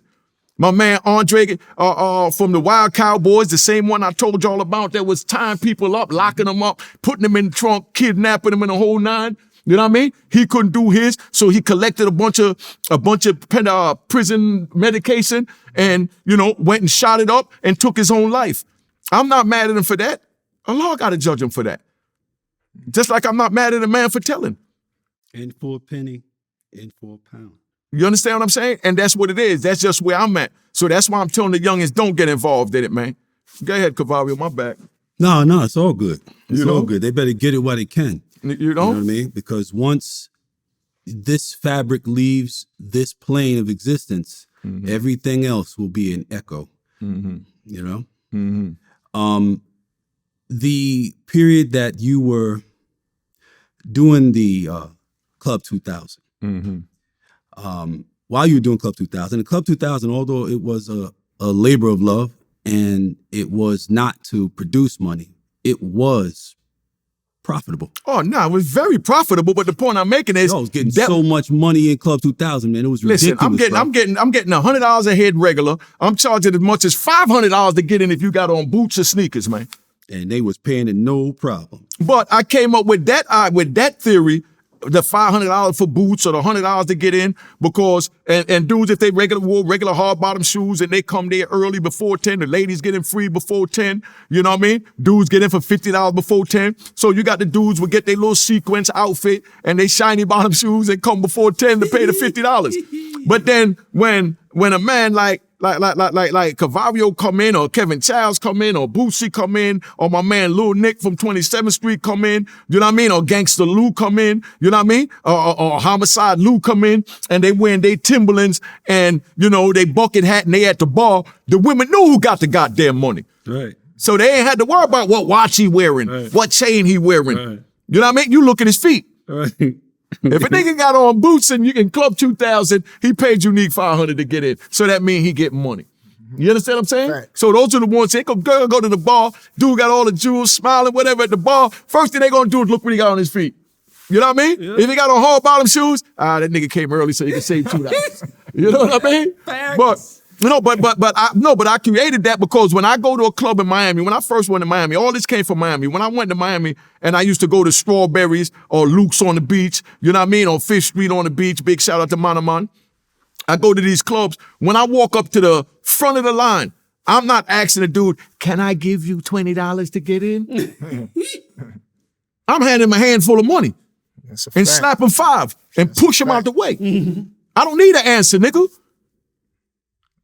I'll put this cash in your hand, and that's it. So I'm not trying to give him $100 or $200. I'm pushing his hand. So if I'm willing to pay whatever to bypass the bullshit to get in, you understand what I'm saying? You know, and if a nigga told me give me $500 to beat a line that got 200-300 people in front of it, 1,000 people, I'm definitely gonna pay it. So I already knew my brothers. I'm not the only one with that mentality or with that bag. That's a fact. You understand what I'm saying? So when I go, they talk about no baseball hat, no bucket hat. Nigga, here go $100, nigga, shut up. You know what I mean? I ain't trying to hear that dumb ass shit. You know what I mean? I wear what I want to wear. So when they see me as the only one with a baseball hat or a bucket hat and an army fatigue, I used to wear army fatigues all the time because I was ready for war. I remember. Life was war. You know what I mean? Every car had a stash in it. Every car had a stash. Guns, even before we get to the garage to get it. If we switch up another car, it's a gun, there's guns in there. Listen, I used to go to the Coke spot to jump back the way you was at Cavario. I go to the Coke spot over there to see my man Alex over there on Sherman and 207th Street. You know what I mean? We talking about back in like 78. I was about 15, 16. You know, I used to go over there to go cop with my cousins and them from Brooklyn. And when we roll up in the joint, we all got our 357 Magnum with the spring cut off to make it semi-automatic. And as soon as we get to the door, you know how the dude at the door want to search you? Yeah. Pull our gun out. That's it. And just hold it by the, you know, and let it hang. You know what I mean? When they go to search, say, hold up. Yeah, I'm strapped. Yeah. And I hold the joint out. That's right. And I hand it to him. No, but I hand it to him. Because I'm going in to spend money. He worried about me robbing him. I'm not worried about him robbing me. I'm going in his spot. If he robbed me, I'm going to come back and kill him. Right. And if he's dumb enough to do that, then he's dumb enough to kill me. You know what I mean? So I pulled the gun out and I hand it to him. You know what I mean? And 9 times out of 10, just by you doing that, he going to tell you go on and hold on to that. When you first go, of course, he going to take it. But when he see that, no, I'm coming on business, but I'm not walking in your building without my pistol, my nigga. Because when it's time to go out, that's right. If your enemy down there trying to get me or you trying to get me, I'm going to murder your enemy and go back upstairs and murder you. That's right. But we don't go nowhere with our pistol. You know that old saying? Or 2 years. I'd rather be judged by 12 than carried by 6. I'd rather get caught with it than without it. Than without it. I'd rather fight a courtroom, you know what I mean? Gun charge, right. Than to be carried by 12 pallbearers. Right. You ain't gonna go tell my mama that her son lost her life. You know what I mean? That's a fact. Period. You know? So now, you know, Club 2000 is going crazy. You know what I mean? You got money coming in from every direction, bro. All right. And I remember, I mean, you were super energetic, but you were not different than you are now, your personality. With all that bread you had coming in, all that influence, all that power in your space that you had going on, you were as you are now. You were comfortable in your skin, but you weren't trying to act like I'm king of everything. Listen, and screw all y'all, and you know what I mean? Like, and you were young. So how'd you keep your head on your shoulders like you did, bro? Listen, man, bottom line is the way I was raised is that the son would always be greater than the child. You understand what I'm saying? I mean, always be greater than the father, than the parent. You understand what I'm saying? And your soldier should wind up being greater than you, because at some point you're going to retire and they're going to move on with the knowledge that you have given them and that they've experienced from being with you. Just like my brother here, he was a no disrespect to me. He was a little nigga when I got locked up. I was in my 20s. He was in his teens, damn near. You understand what I'm saying? But from what he saw me do, Azie do, and you know what I mean, and Homicide Lou and Gangster Lou and Peter Shoe and everybody else that was getting money, he incorporated all that in one, and he brought it into the entertainment field. And now this is my big homie. This is my big homie. When I was his big homie, but I was gone for 26 years. Right. I mean, even that takes humility to adapt to the way that the dynamics have changed based upon your circumstances. You have been pulled out of society and what's going on for damn near 30 years. So somebody who used to follow your lead, it takes a real man to understand that it's time for me to follow the lead. Exactly. You know what I mean? And it can't be, I can't follow his lead, even though he can give me good direction. That's why I'm with my big can't bro, follow man. his lead because I need to follow my lead, and we can't. You know what I mean? It's like see, one thing about that situation, me, I'm the type of person, right? I like to sit back and analyze. I learned from a lot of like the Azies and the Rich Porters and all that, and his mistakes. You know what I'm saying? So that's what kept me afloat for as long as it did until I left. Because my thing is, pick your poison. You won't think you're gonna keep selling coke for years. What make you think you better than whoever else that got caught? So I had to fall back because I know if I ever get caught, I'm not doing no telling, right? So I left the game alone and crossed over to the music industry. That's why I'm doing my documentary coming out. It's called From the Street, The Mind of a Hustler, From the Streets to the Music, Before and After the Paid in Full movie. Which Lil Boosie, I heard him say his on y'all joint one time, but I was talking about mine, but we'll get to that later. But I want to get back to saying that when my brother came home, my first thing was to do was still respect him as my big brother. You know what I'm saying? And I know where his mentor is at, and make sure that I help him be back on his plateau where he need to be at and where he was at. And he been doing that. And that's what it's all about. I'm not jealous that my brother came home and he gonna be shining over me and all. I know who I am in my skin. That shows your bigness, really. Right. That's how you really show your bigness. Right. And people Cats love want to me claim for me. things, but don't want to do what it takes to be the thing they claim. Right. They just want the credit. And right. And I don't want no credit. I don't want none of that. I just want him to be, because I already know once I throw him the alley-oop, Right. he gonna bring me right back up. You know that. So he know plenty more people than I do. So I'm not crazy. So that's why. And that look with us today. He didn't have to bring me up here with him today. You know what I'm saying? I go nowhere without my brother. You know what I mean? Because I know that if I walk out that door right now and a dude ran up and pulled a pistol on me and told him to get out the way that I want unique, he ain't going for it. No, we going. Just like I'm not going for it if they tried that with him. You know what I mean? We walk together, we die together. We eat together, we sleep together. Been under them circumstances before and parties and all that with that actual situation happened. But we'll get into that later. You know what I mean? But, just so they understand how real this is, man, and I know y'all can't understand this mentality in 2022, you know what I mean? The youth coming up I'm talking about. I know my old time was doing, a few of the youth do. But, from what I've been seeing on social media, y'all can't understand this. That's why I say don't get involved in this, man. Yeah. It ain't worth it. Really not. And that's no disrespect or diminish, but there's simply the kinds of circumstances that gave way to the way that the people of our era were. It wasn't just because we saw people doing things. There were circumstances around those behaviors that impacted the people we saw, that put them in the position or the mindset to do the things they did. And those same things impacted us. You right? Mm-hmm. So we did those things not because we thought it would make us look cool or it would be something that would give us, a sense of value in our community. We did those things because it was either do this or be dragged by life and the circumstances around being a melanated person in this society. Mm-hmm. So if you wasn't willing to live on your knees, then you had to be willing to die on your feet if that's what it came to. Exactly. They don't have those circumstances. Mm-hmm. You said it earlier. They're getting all that shit from TV and YouTube and shit. You said that earlier. They don't understand the difference. I forgot how you worded it, but they don't understand the difference. We come from the same building, but we don't do the same thing. Mm-hmm. You come in and go to school every day. I'm outside. You might even slap me 5, but when them people, when them wolves come, they ain't coming for you. They coming for me. Or and you don't even see them. Exactly. You don't even see them. They're not even visible to you. I come from a nice house in New Jersey. I got a sister that's a corporate lawyer. We come out the same house. One became a corporate lawyer, and one became a fucking nut. See, you know what I mean? Welcome to the nut. You know what I mean? Mm-hmm. So now I'm trying to prevent the youth from going down that direction because I should have stayed in the house and in school as my sister did. But you couldn't see the value. Because I wound up... Go ahead. Speaking of school, when you were doing this stuff with Mecca Audio, that's a legitimate business. You found a spot, you secured that spot, you secured a lease, and you set up a business. And that business did well. Excellent. Then you went and you created an even larger business, a larger acquisition with a great deal more responsibilities, and that business did well.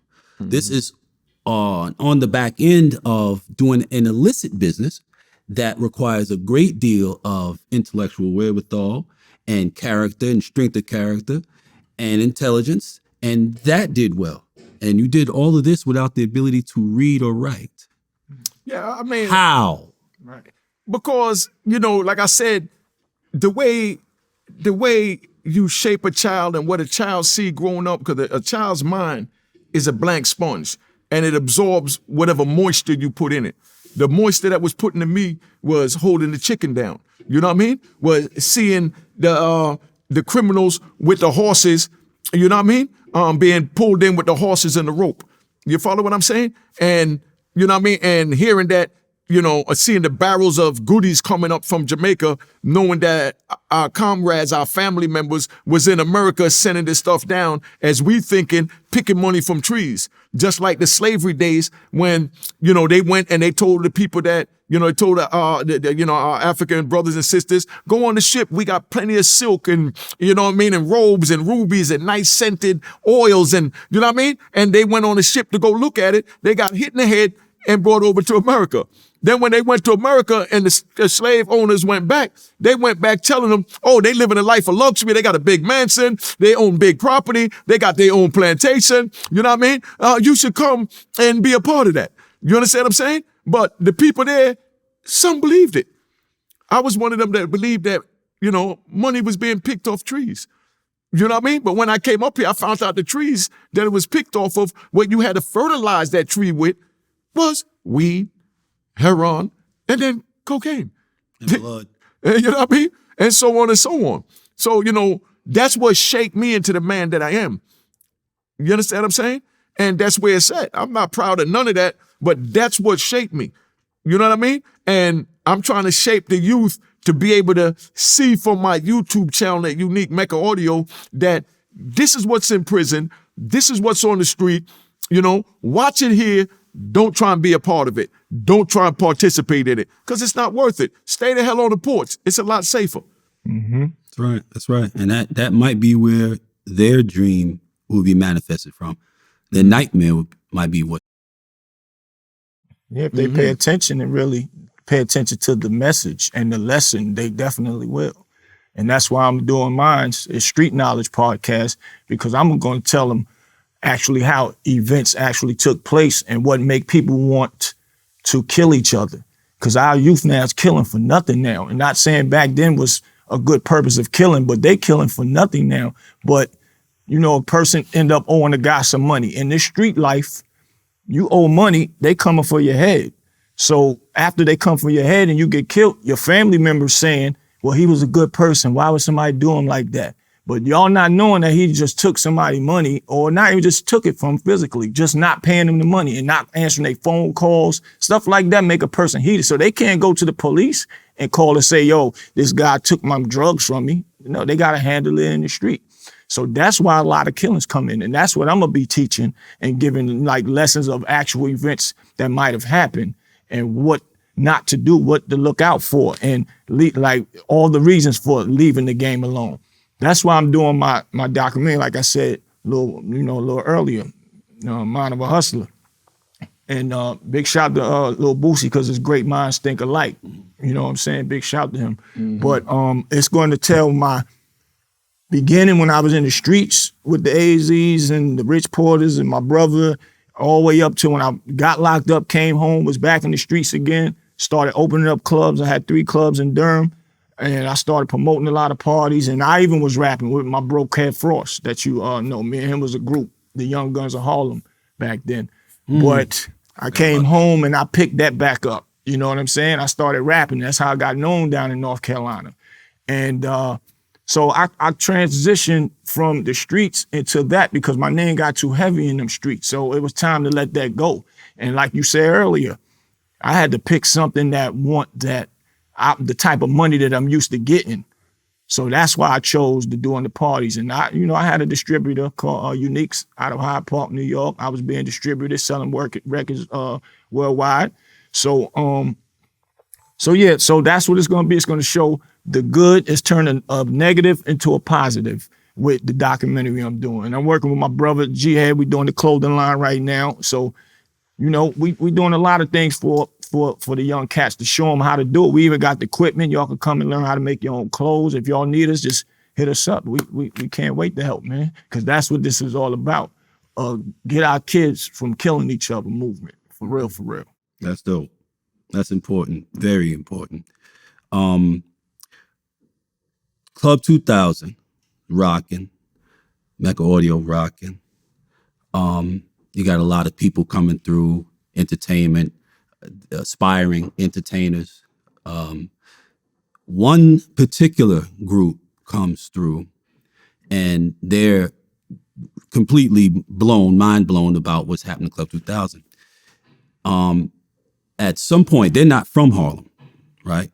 But they come through and they pick up different things. And one of the things they picked up was something that you actually created and it ended up being a worldwide phenomenon. I think you know what I'm talking about. Mm-hmm.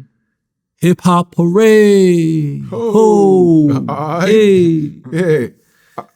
What's your connection to that worldwide known hip hop chant? Like I said, we used to play a lot of parties. You know, before Club 2000, we had local bars, Savoy Manor, Willie's Lounge, what's that? S&S. Ebony Lounge, S&S. You know, so when you go in, you got the DJing, you know, Kid Capri, you know what I mean? Ron G, everybody screaming on the mic, you know, Double J. So when you go in, everybody is shouting your name from all over. So when you walk in, it's like, okay, like Tupac. If y'all ever saw Above the Rim, before Tupac passed and they did Above the Rim, Tupac contacted me, wanted to follow me around and know how to play birdie.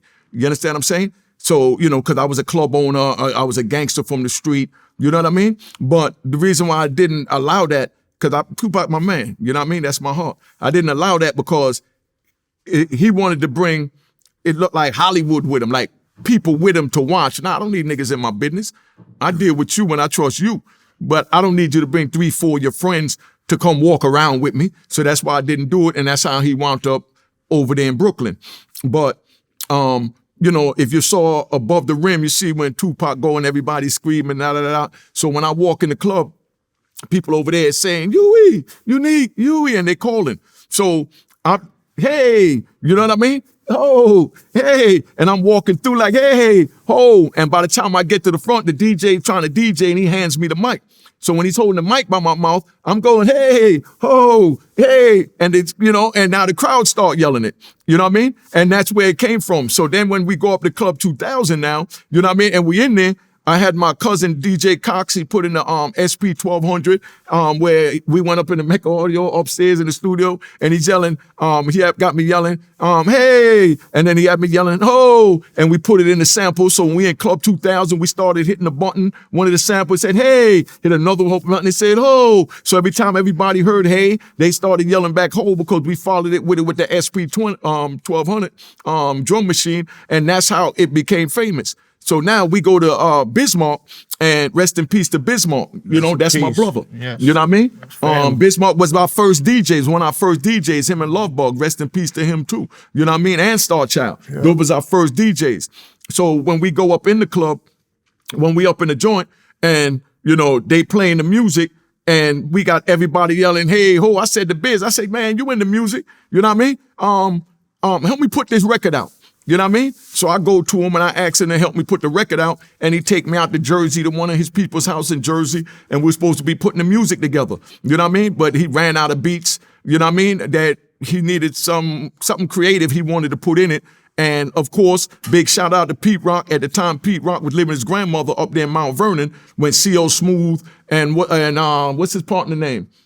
C.O. Smooth, the one that made C.O. Smooth. I know C.O. Smooth. I forgot. Yeah, the Reminisce kid. You know what I mean? No disrespect to him when I said that, but you know what I mean? But the Reminisce dude, cause that's how we say New York kid. Mm-hmm. But the Reminisce dude, we go up there to Mount Vernon where they was at. They had the little, I think it was the 4th Street Rucker Park or whatever, and we go to his house to go get the music, but his grandmother's basement was flooded.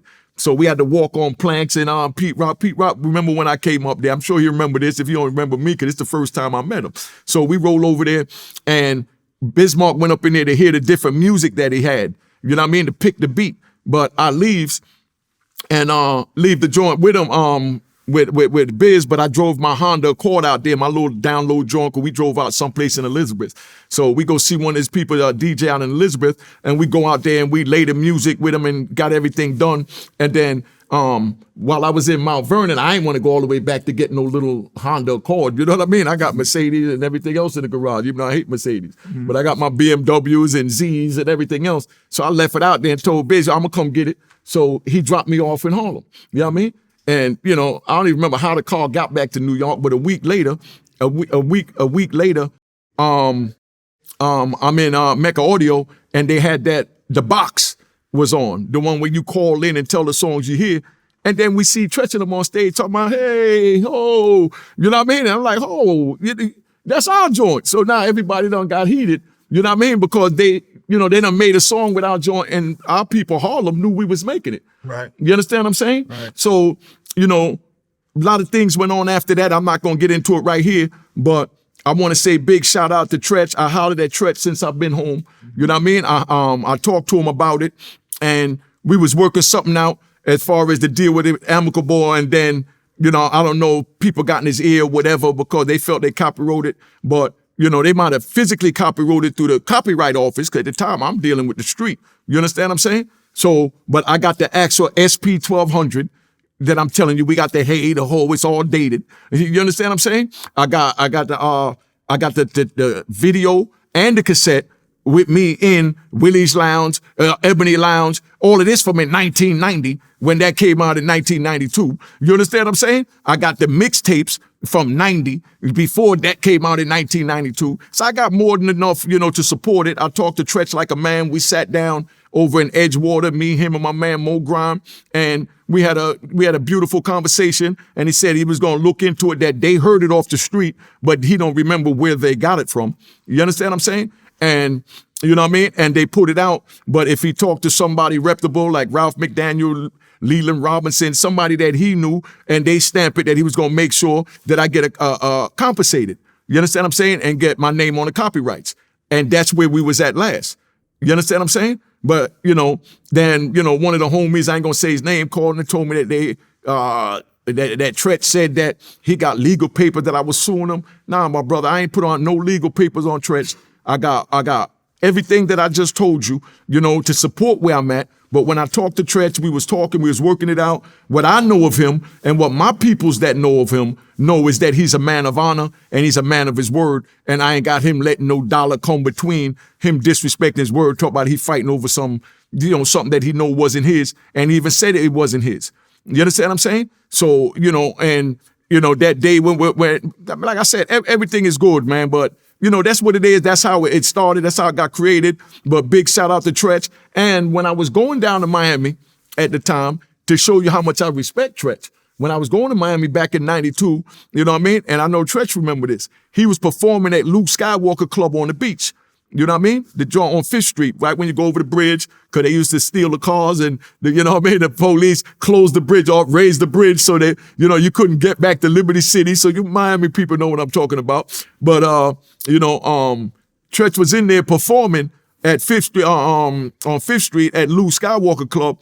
And I sat there. I don't know if I was drunk, if I was high, I don't know what it was. But when he was rapping, it was like he was elevating off the floor. You understand what I'm saying? I mean, he was like God on the mic. You know what I mean? Just giving the props. But just to say, you know, like I said, I give props where it's due. I'm not even mad at the nigga that told on me. Let me say that. And I don't wish prison on the nigga that told on me. You know what I mean? But I'm letting you know that, you know, I give props where it's due. But when I saw Tretch rapping on the mic, man, yo, it was like heavenly. You understand? And I was honored. And I was honored that he even did the song. But I was locked up, couldn't get in touch with him the same way when I did the AUI. I hollered at Dougie with Dougie Fresh. Before I went to jail, we talked, and he was going to call Doug. Exactly. He was going to sign it over to me, and I told him, nah, the Fed's on my ass. You know, when I contact you, you know, you could go ahead and use it on the song. You know what I mean? And he gave me 25% to use it on the song. You know what I mean? Dougie gave me 25% to use it on the song that he put out. All right, but I let him know then that I'm not selling it to you. I'm just allowing you to use it. Licensing. You know what I'm saying? And, you know, I got my own version I'm putting out, but right now the Fed's coming at me. So when I get everything calm and straightened out, I'm going to holler at you and then you can sign it over to me. And Dougie honored his word. You know what I mean? Because every person in the music industry is not an industry person. That's right. You understand what I'm saying? Because a lot of them was in the street people before that. Mm-hmm. So they don't let the industry tell them how to, you know, conduct yourself as a man and honor their word. That's right. You understand what I'm saying? So, I mean, if you were a thread, you would be woven into the fabric of the culture at a pivotal point, you know, not just from the contributions that you actually made to the culture in terms of certain behaviors, those chants that reverberate from then till now, still being used in all kinds of music, but your behavior, the way you did things with the things you had, your clothes, you had a clothing line. Yeah, like I said, back then. Yeah, I had to But make nobody all think your- about making no clothes. People thought that was strictly something that only other people that weren't black could do. Big shout out to D Ferg. That's who used to make the silk screen. D Ferg is the one who used to make my silk screen. That's Right. ASAP Ferg, father. You know what I mean? The whole nine. You understand what I'm saying? But you know, like I said, I still have all the designs from then. Everything I'm telling you, you know what I mean? I had preserved when I went to jail. Just like, you know, the SP 1200, the DATs with the AOI, you know what I mean? The DATs with the hip hop parade with the, like I said, I didn't write the song hip hop parade. Let me say that, get that straight. No one's saying that. Tretch, like I said, and I just gave him his props as a god when it come with that pen. You understand? But the hey, ho, which was the main hook, I created that. Harlem know it, the streets know it, just like you sitting there, Cavario. You know where all that came from. Ralph McDaniel done said it, everybody know what it is. Red Alert, you know, everything pivoted from what I was doing in Club 2000 at Mecca Audio. You know what I mean? And that's what took over the street. Yeah. You know? You were a thread that was weaved into the very fabric of the culture at a point where it was becoming a foundation for what it is today, the international phenomena that it is today, you know, and it's imperative that people be made aware of that, you know, because there are a lot of people who are from the kind of environments we're from who don't know that they can make a great contribution, a great and timeless contribution to something, you know, as widespread as this culture is, because they figure, well, I'm just some poor kid from nowhere, from the projects, from the hood, whatever. So, you know, I can't do anything significant until I become significant. But what they need to know, and your story is a example of it, you do what you do, and those things you do, they contribute to what becomes your significance, your significant contribution that makes you the person that is someone to be respected and revered. You know, great things come from humble beginnings. There are very few beginnings that are as humble as yours that led to the level of what we consider to be greatness in that environment. That's the bottom line. Illicit, illegal, dangerous, whatever, but we had a standard and you met and exceeded that standard. You established that standard for a lot of people during that era that were growing up, people who were born in 80 and in the 80s. They had an opportunity to be influenced by people whom you influenced, if not you. You know, you, based upon what I know that you did, and the fact that I have such insight into what most people who made a mark did, you are the king of the New Jack Hustler era. A lot of people have no idea.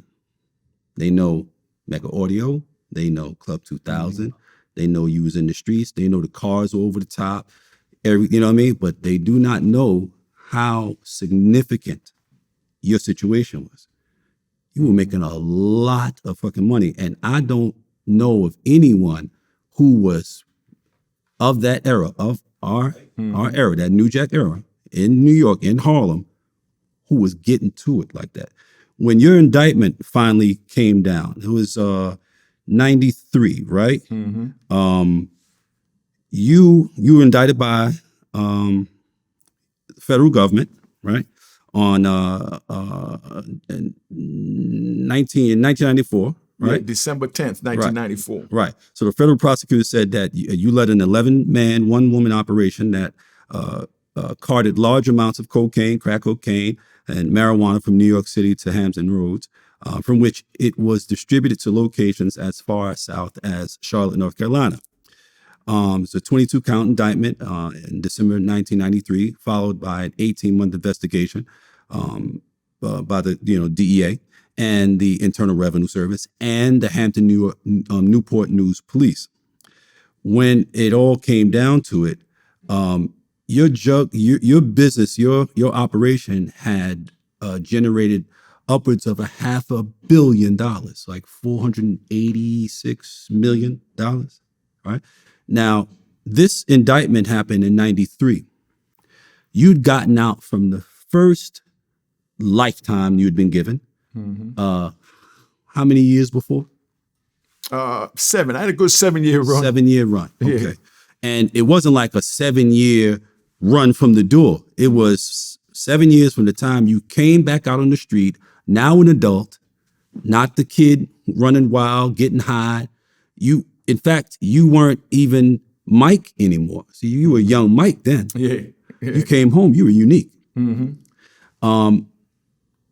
I want to get to the fact that when you were doing what you were doing at the level that you were doing it, you were far exceeding what most people in our age group were doing anywhere. It's the truth. And Never very looked few at it people that way. know that better than me because very few people have read as many cases as I've read. Never looked at it that way. Like I said back then, man, we didn't watch each other's money. You know what I mean? Kevin, Peter, Shoe, you know what I mean? Lynch Mob, every, D Nice out of Brooklyn, Buck, you know what I mean? With L and Wolf and them, I mean, everybody was getting money and everybody was flossing. So I didn't care how many cars the next man brought. I just cared about how many I wanted to buy. Like I said, man, look how I'm dressed. Let's say I'm dressed like this right now. I want to go hang out. Like, man, I feel like I'm in a struggle gig. Let me go get a Land Rover. You know what I mean? I go to the dealer to go get a Land Rover to match my outfit. I'm not going to get an outfit to match the Land Rover. Right. You know what I mean? If I feel like wearing this, I'm going to the dealer to go cop me a new whip. That's what made you the king of motherfucking New York. You know what I mean? Period. Like the crazy colors. I had the yellow MPV. I had a nice yellow and black outfit that Dapper Dan made for me. Yep. You know what I mean? Yep. It was a little Bumblebee outfit with my black ass. You know what I mean? So I went out and got an MPV and got it yellow and put yellow and black seats in it, put the yellow BBSs, because I wanted it to match my outfit. With the video games. With the video games and everything on the inside. Yeah, and got the pictures MPV, of everything. Like, that was one of the first places that I'd seen the video game inside the car. Yeah. Listen, I was one of the first ones even driving MPVs hooked up in Harlem. Yep. You know what I mean? One of the first ones driving MPVs hooked up in Harlem.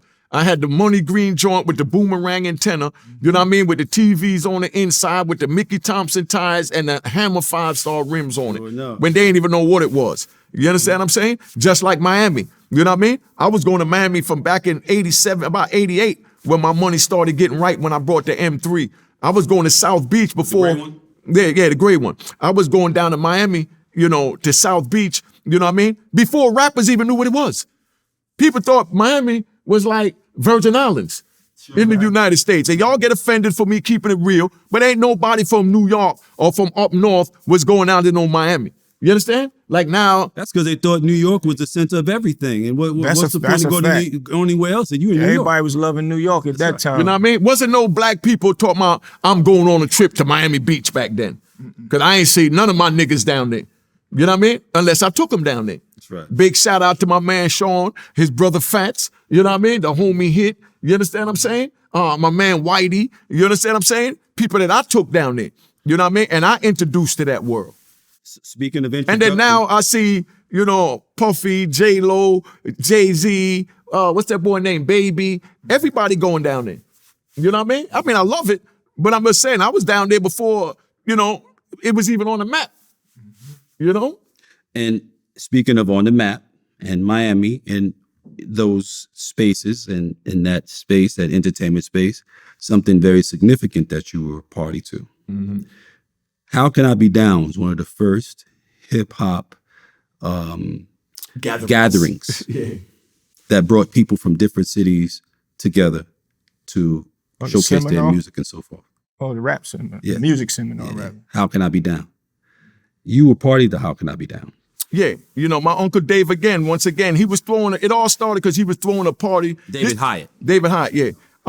David Hyatt, this is the time when they was having, what's that, Jack the Rapper in Atlanta. Yep. You know what I mean? So David was throwing a party for 5-5 Freddy. And like I said, anything I say, Fat Five Freddy, yep. 5-5 Freddy. I got videotape, I got pictures, I got everything to stamp it. 5-5 Freddy alive. I don't even know that man other than when I met him at the party, and he'll tell you my Uncle David Hyatt threw him a birthday party down in his house in Miami. You know what I mean? And that became the first How Could I Be Down, where we was giving out free bottles of champagne. Jimmy Henchman was a part of that, but I dealt directly with Dave because, you know, I'm on the street hustling, selling keys, so I didn't need to meet whoever was doing whatever, because if I'm not eating with you, I don't need to meet you. That's right. You understand what I'm saying? So, you know, he threw the party for 5-5 Freddy, and that's what we called it. And let's not forget, Peter Thomas is one of the staples in that. That's right. Big shout out to Peter Thomas. You know, Peter Thomas Walking Star. In Baltimore, you know? man. Yeah, Peter Thomas, that's a good man. Yeah, man. You know what I mean? That was David's man like this. Him and David was like this, you know, Peter Thomas, and he wasn't into no drugs or none of that. He was always into business. And, you know, I mean, it is what it is, man. I heard he got a nice restaurant down there now in South Beach, and I plan on going. Yeah, man. I did my 54th birthday there last year. Yeah, you know what I mean? A new joint. I ain't even seen him since I've been home. He got a new joint in Baltimore, man. Oh, yeah? Another Club One in Baltimore. Oh, man. I think it's in the harbor. Yeah, so, you know, that's what that is, you know? So, I mean, that's another staple in the culture, you know, and it's crazy. You like Forrest Gump of the culture, bro. You don't put me in a nigga named Gump, nigga. No. They don't even know. They don't even know what that means. So, and we're not going to tell them. They don't need no more derogatory things to refer to. But the fact that you were part of that kind of creation, because those sort of events became the circulatory system for young talents in obscure places, which Miami was one of them. Atlanta was one of them. Those, if you weren't in New York, you're obscure as far as music is concerned, right? You helped to, again, create the fabric that connected these things and created the conduits that gave these things ways to get from one point to another, you know? And it was all peripheral to you. You was just trying to hide your real activity, what you were really doing. But there was something else that was driving that interest, because you could have done anything else with your money. You could have got into anything else. You got into that because that was something that, well, you tell me why you got into that. That was something I was passionate about. I love music. I love anything to do with music. I love my DJs and I love my people. Like I said, when I experienced what was going on down in Miami, it was like, you know what I mean? I just had to let Bootsy see it. I had to let Cavario see it. I had to let Kevin see it. I had to let Gangster Lou see it. I had to let, Harlem see it. You know what I mean? I had to let my people see it. You know what I mean? So I brought it to them, you know? Right. That's right. So Unique, the conflict that was turned into a war that ended up killing Tupac and Biggie. You were in prison at the time when it went down, but you had some insight into that situation. Could you explain that? Yeah, I was in ADX at the time, 96,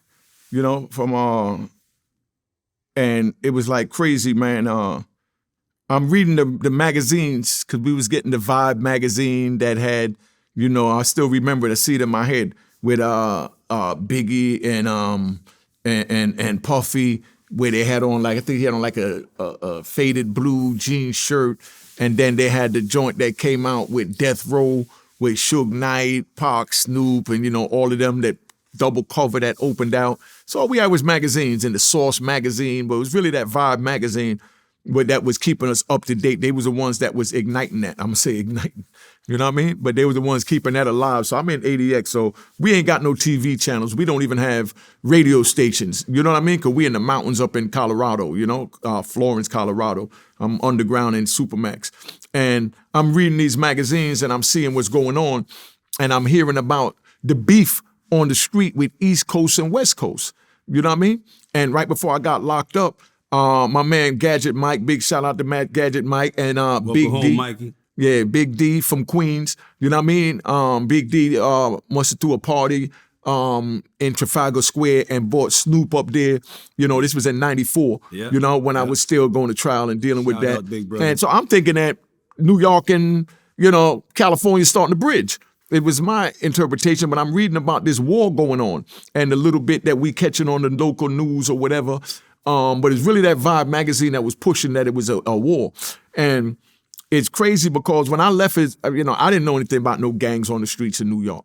You know what I mean? Just keeping it 100. So when I hear about, East Coast and West Coast, and I'm there with, some Cali dudes, and they frowning on me, looking at me all crazy, and you know what I mean? And it's like, like, I don't even know what's going on. Like, what I got to do with this? You know what I mean? But, they grew up, in gangs, so they taking it personal, like they picking a side. But we wasn't looking at none of that. And Tupac, my man, and Biggie, my man. You know what I mean? So that's how I'm looking at it. So when that went down, it's like, some things happened, you know what I mean? With me and one of the California brothers, and he came out and said, yo, I don't want no problems with you. It ain't me. It's the homies on the street.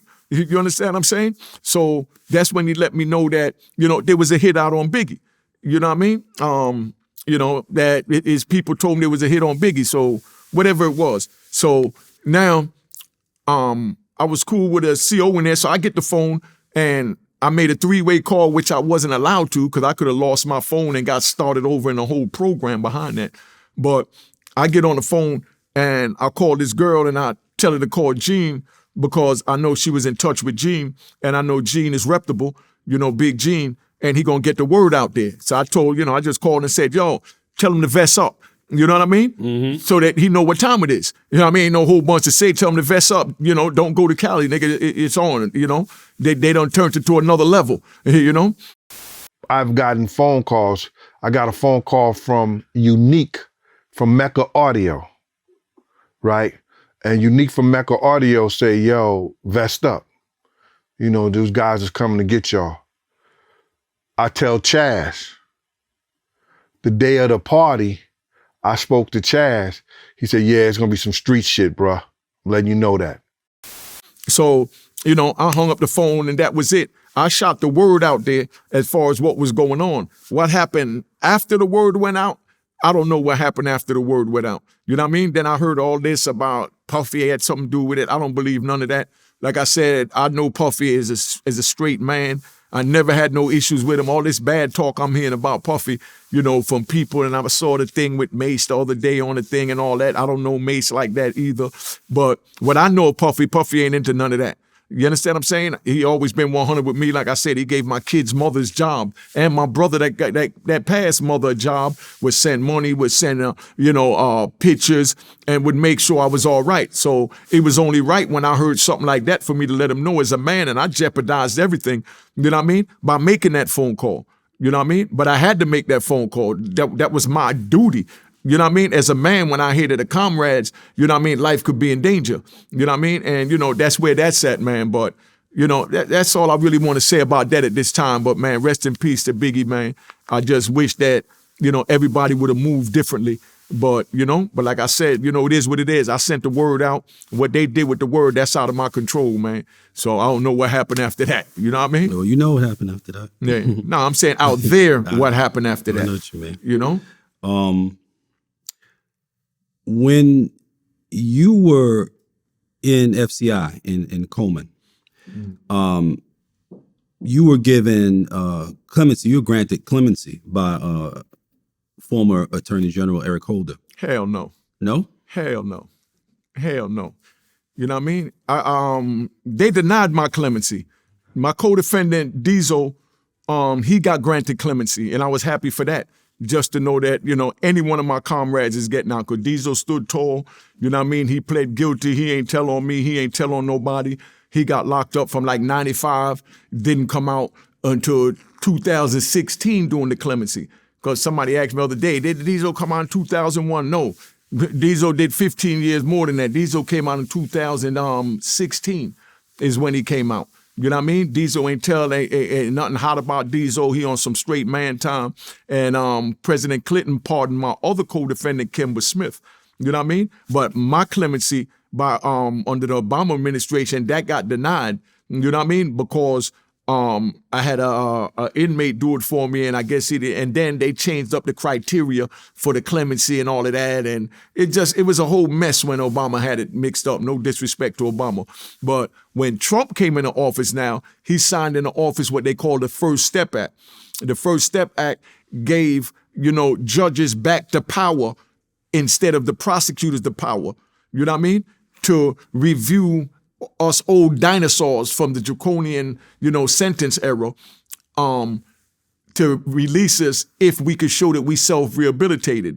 And like I said, I became a certified electrician, certified plumber, certified HVAC and refrigeration, a mechanic, culinary arts cook. I got my surf safe, you know. I also got 3,500 hours of psychological training. I was in a program called Skills Program where I lived with other mentally challenged inmates to teach them basic life skills.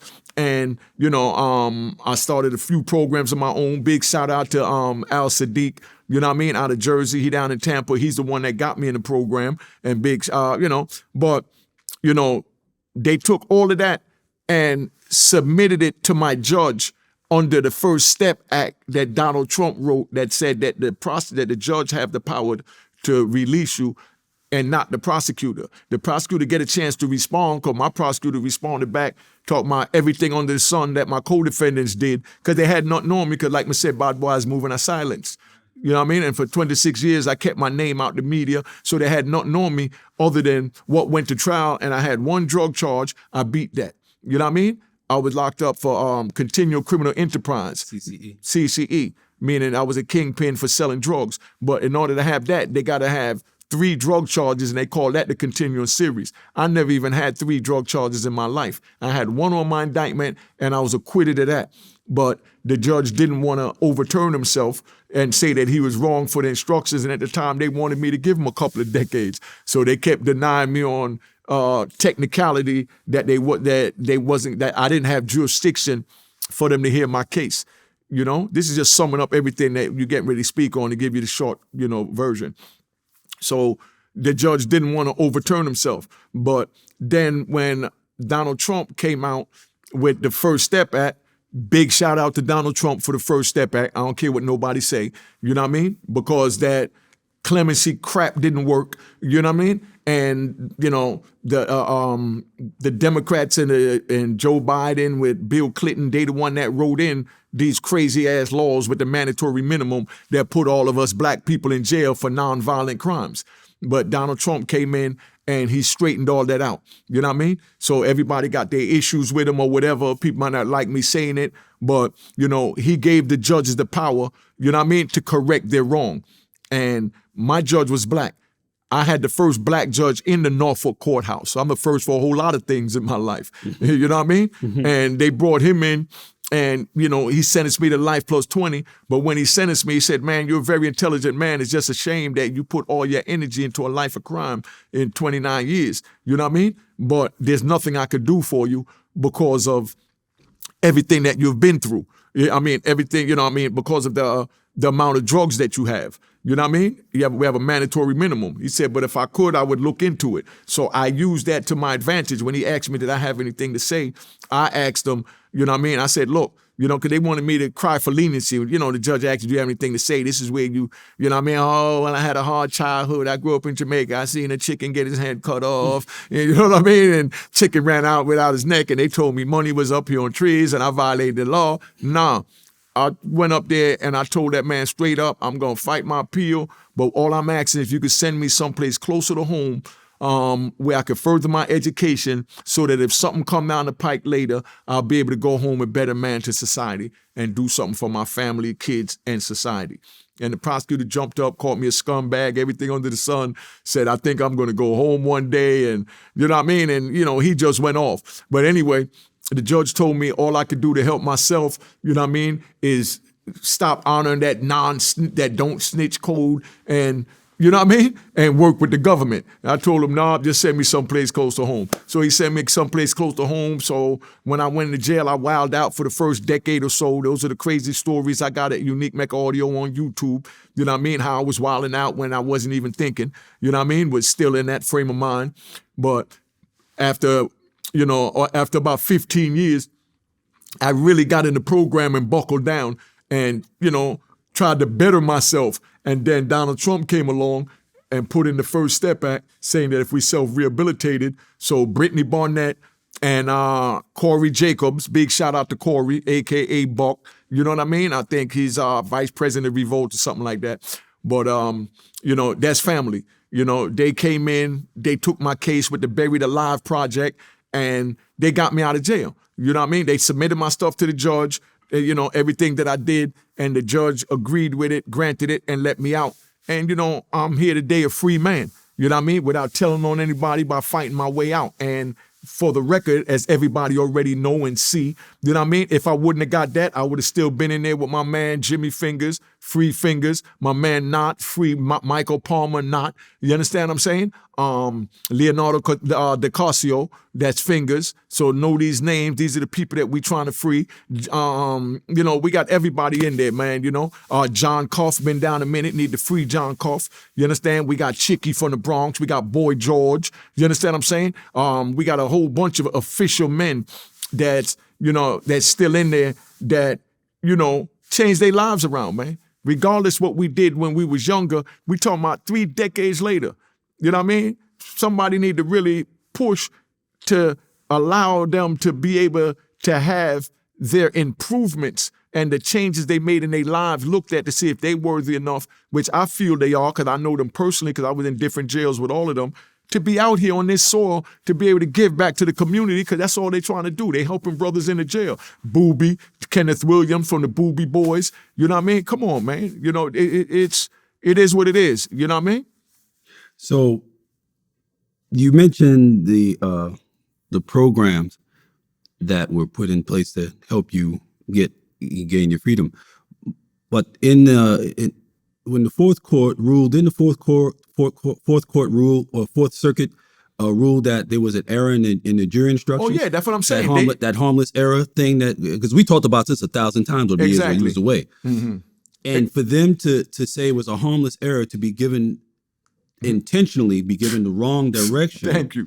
You know what I mean? Like that, without that happening, you wouldn't have gotten. I would have beat the trial. Yeah, you wouldn't. Because bottom line is, like I said, you need 3 drug charges to be found guilty of a CCE, because that's the continuing series that you continuously violated the law. So they call it a continuing series of violations. I never had a drug charge in my life except the one on the indictment. I was acquitted of that. You understand what I'm saying? So being that I was acquitted of that, I didn't have 3 drug charges. The judge told the jury that they could find me guilty for anything my co-defendants did because I'm the king. They said my drugs were sent down to my brother in Virginia, so whatever happened, once my drugs got down there, they said I was responsible for, even though I'm all the way in New York, I'm not down there. I didn't even know my co-defendants. My co-defendants testified they don't know me. You understand what I'm saying? But, you know, they didn't want to admit they was wrong. So they called this harmless error and said, well, they said that you made a bunch of trips, that you sent a lot of people down there to make trips with drugs and, you know what I mean, and this and that. So the jury could have picked any one of those. Yeah, but the way the law work is, my case was overturned in the Supreme Court too, which I know you're going to get to. The Supreme Court looked at my case and the Supreme Court said that the appellate court was wrong, you know, that they was wrong for saying that they could use anything in an indictment, that they had to be specific and unanimous as to which 3 drug violations. Mind you, I have none. So why we been talking about specific, you know what I mean, and unanimous when I have none? I had one and my jury of my peers found me not guilty. But they say, well, they could have used the stuff that other people did. You know what I mean? No, but that's not what the law says. The Supreme Court quoted my case and everything. Over 50 guys went home on my issue. Well, got their case overturned on my issue. But 9 times out of 10, when you got a Kingpin charge, like I said, you got at least 3 drug violations, and those 3 violations gonna give you life. So if they take off the Kingpin charge, they still got the 3 drug violations. If they would have took the Kingpin charge off of me, I would have been home 2 decades ago. So of course they said, nah, it's harmless error because we ain't trying to let this nigga go. That's right. So the prosecutor, he private practice now, right? You've had the opportunity to meet with him, sit down, and record conversation with him, haven't you? Yeah, I went and videotaped talking to him because, like I said, when I asked the judge to send me someplace closer to home in case something changed down the pipe, he called me a scumbag and every name known to God. It's all in the transcript. Said my life was a waste and I don't know, I'm going to die in prison one day. And, you know, basically I was a dumb nigga. You know what I mean? So that haunted me for 26 years to prove this man wrong. So when I finally got my freedom and I was able to prove him wrong, I went and got with a paralegal, you know, Karen, I can't remember her last name, but Karen out of Virginia, she got a practice down there also, good young lady. Well, Karen, it'll come to me, but Karen took me to go to his office. I go to his office to see him. He wasn't there while I'm talking to him or whatever. They called him, told him that a client was there. He came back. When he came back, he saw me. And, you know, he was shocked like hell to see me. He kept just saying, how did you get out? You know what I mean? And it was just crazy because first thing I did to let him know that I have no malice and I didn't come there for nothing against him was let him know, I told him, thank you, you know what I mean, for locking me up because I needed to be locked up. Because, you know, I broke the law and I did a lot of wrong things. I poisoned my community, but now I'm trying to help to rebuild the mess that I've made by my drugs into our community. You know what I mean? And that, you know, I just don't feel that I deserve to get a life sentence. 20 years, I'm good. Even 30 years. But to tell a man life, like go die in prison, and what happened when he changed his life around? Now he has this death certificate for prison, just like all these other brothers. Like we got Underwood came out, Guy Fisher came out. These was my big homies in the prison. These was my influences in the prison. They told me when I came in, stop wilding, stop bringing drugs in the prison, stop that. I don't want to hear that crap. Yo, old man. That's where my mentality was at. So I know where the youth mentality is at now. When dudes go trying to preach to them like they preach to me, man, they don't want to hear what you got to say, Unique. But that's why I tell them raw. If you feel you're tough enough to do it, continue to do what you do. Yeah. But I'm telling you, don't do it, it ain't worth it because of what I've been through. So that's why, you know, I got my YouTube channel, like I said, at Unique Mecca Audio, you know what I mean, where they can hear these stories and know that, man, this life is not for them. But anyway, when I go see the prosecutor, after, you know, he got comfortable with me and said I didn't come there for no malice or anything, he said, man, let me show you something. He took me in his office, and could you believe he had a big picture like this taking up his whole wall that was a drawing of me being prosecuted 28 years ago. So he had a court sketch artist do a mural of you and him in court battling. Exactly. And that was worthy of his wall in his office, in his private practice. So that meant that in his mind, in his experience, you were a big fucking fish. No, I got it on video. He said I was the biggest fish he ever handled. You understand what I'm saying? And that's why he got it up there. It was no sugarcoating. I'm a free man now. You know what I mean?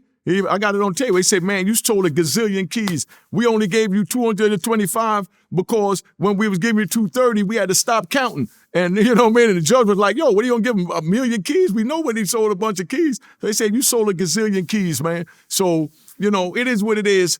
And, you know, come on, you know. So this guy was a piece of work, this particular prosecutor. He was a prosecutor. He probably was a damn good lawyer. No, he's an excellent private attorney. Because he was a son of a bitch. Listen, this man is down there beating murder charges now in the feds. I've never seen a man beat a murder charge in the feds my whole time in the feds.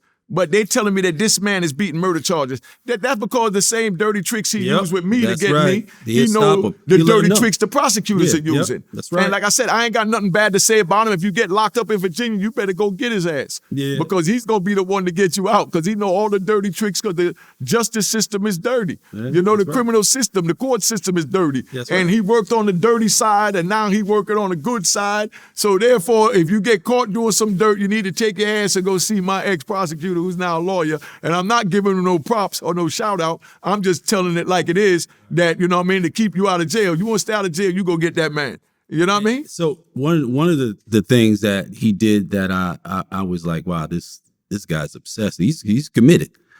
He had your sister indicted for in charge for contempt of court.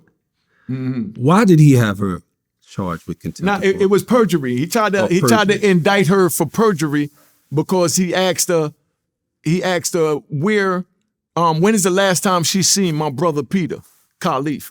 You know what I mean? And she said, I haven't seen, Peter since I was like 15 years old when I went away to law school, man. I'm 40 years old now. You know what I mean? I ain't seen him, you know what I mean, over 25 years, you know what I mean? So wait, she went to law school at 15. Yeah, she went to Vassar.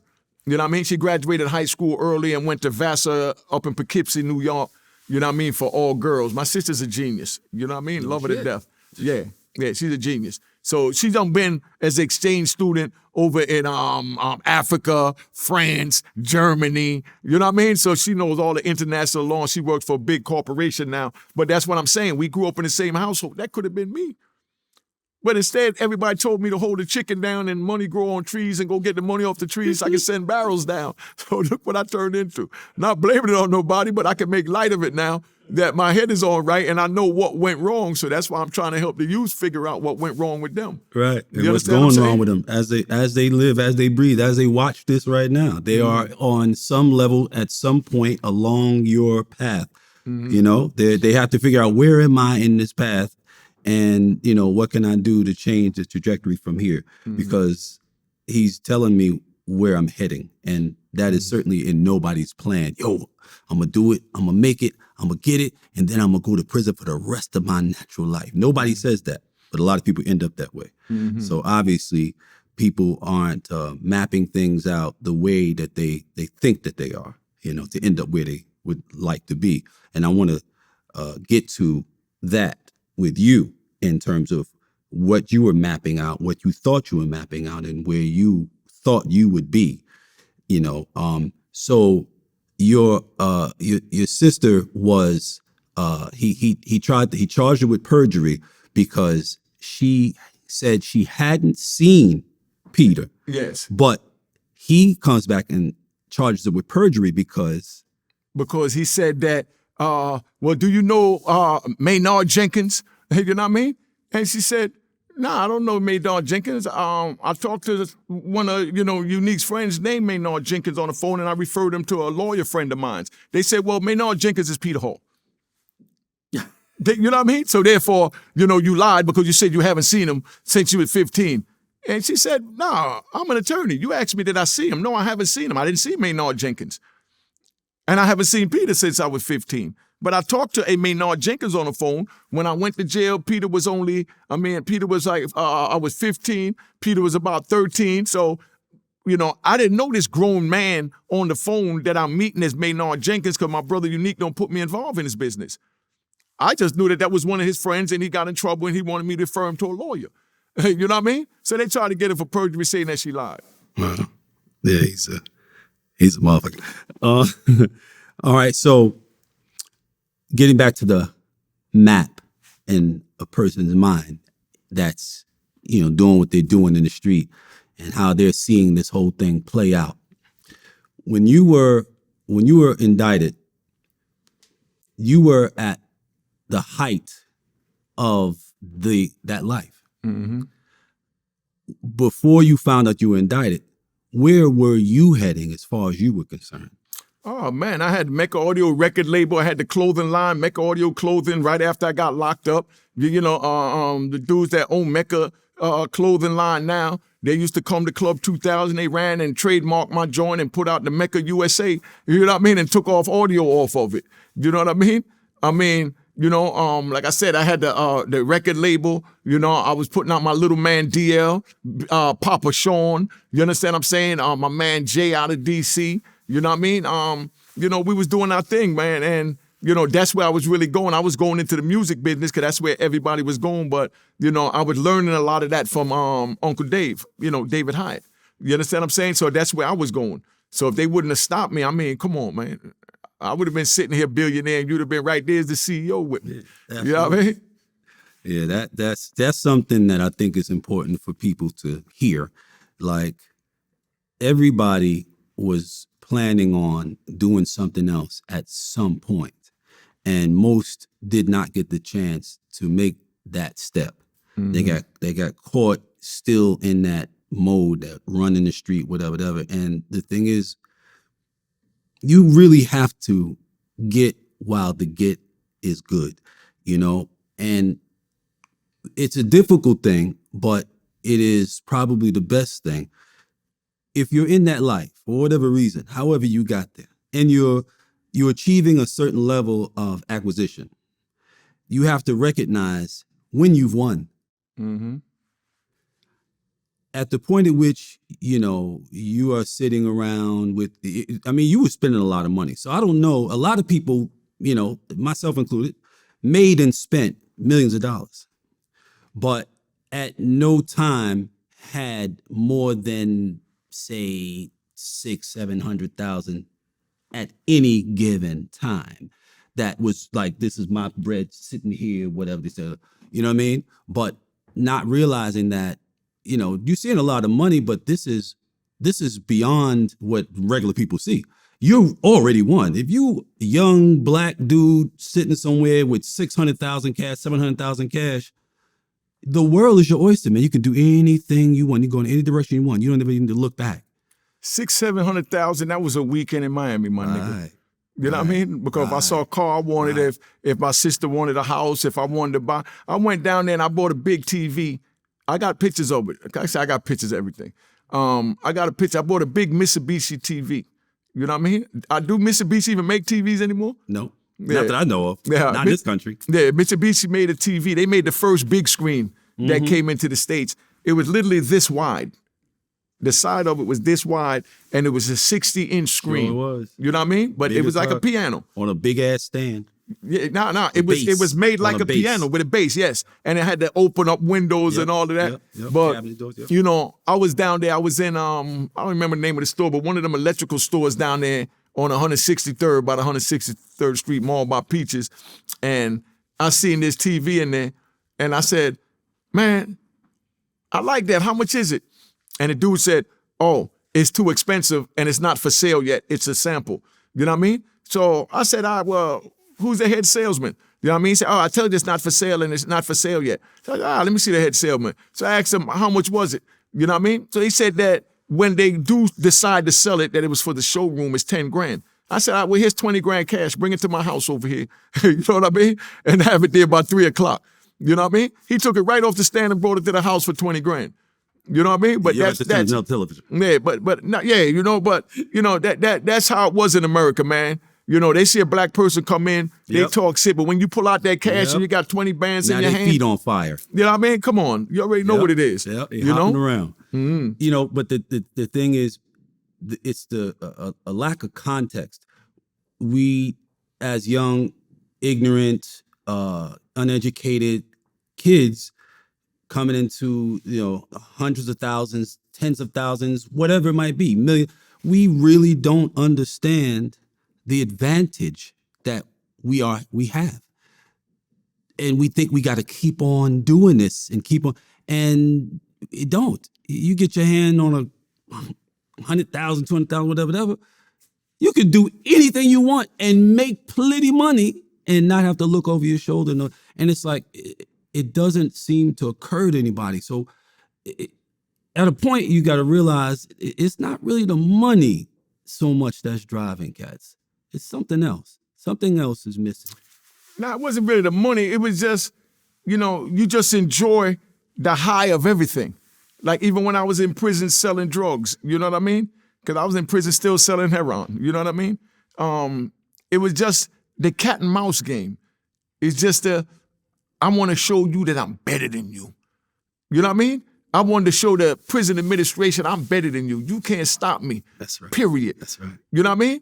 So I don't want to hear none of that. I'm going to bring drugs in your prison. I'm going to sell drugs in your prison. I'm going to drink wine. I'm going to smoke weed. And you know what I mean? And I'm going to be free mentally while you can lock my body up in the cage every night at 10 o'clock. Because end of the day, you know what I mean? When my body get tired, I'm going to go to sleep. When God ready, I'm going to go to heaven with my brother. You know what I mean? And that's how I looked at it. It was just a cat and mouse, you know what I mean? And we just get addicted to the thrill, you know what I mean? Of the adventure of whatever it is we're doing, legal or illegal. You know what I mean? Because you ask yourself, look at them iPhones. Everybody buying them iPhones like crazy. What's that dude worth? $100 billion? So why don't he just take his money and go lay down? So, and he'll be the same one to say, oh, well, you made $5 million or $10 million selling drugs. Why didn't you just quit? Why don't you just quit? You got 100-something billion. Jeff Bezos and them. Like, why are you still there losing more here when you got 100-something million that you can't spend? You understand what I'm saying? Because they love the excitement, you know what I mean? Of the hustle of whatever business they're into. Just like we love the excitement of the hustle of selling drugs and running the streets and going to the club and creating hey ho and hey oh all right and buying the homie suits and you know what I mean? It just becomes, you know, a way of life. So whatever they doing, whether they buying, you know, mansions or spending money to go to create a rocket to go to the moon, just or whatever. You know what I mean? Like you say, you do what you want to do, man. You just live life, but you just get addicted to it. You know? Real talk. Real talk. I look forward to our next conversation, man. But let me say this before we can get we into end. Peter and Kimba and all that whole mystery.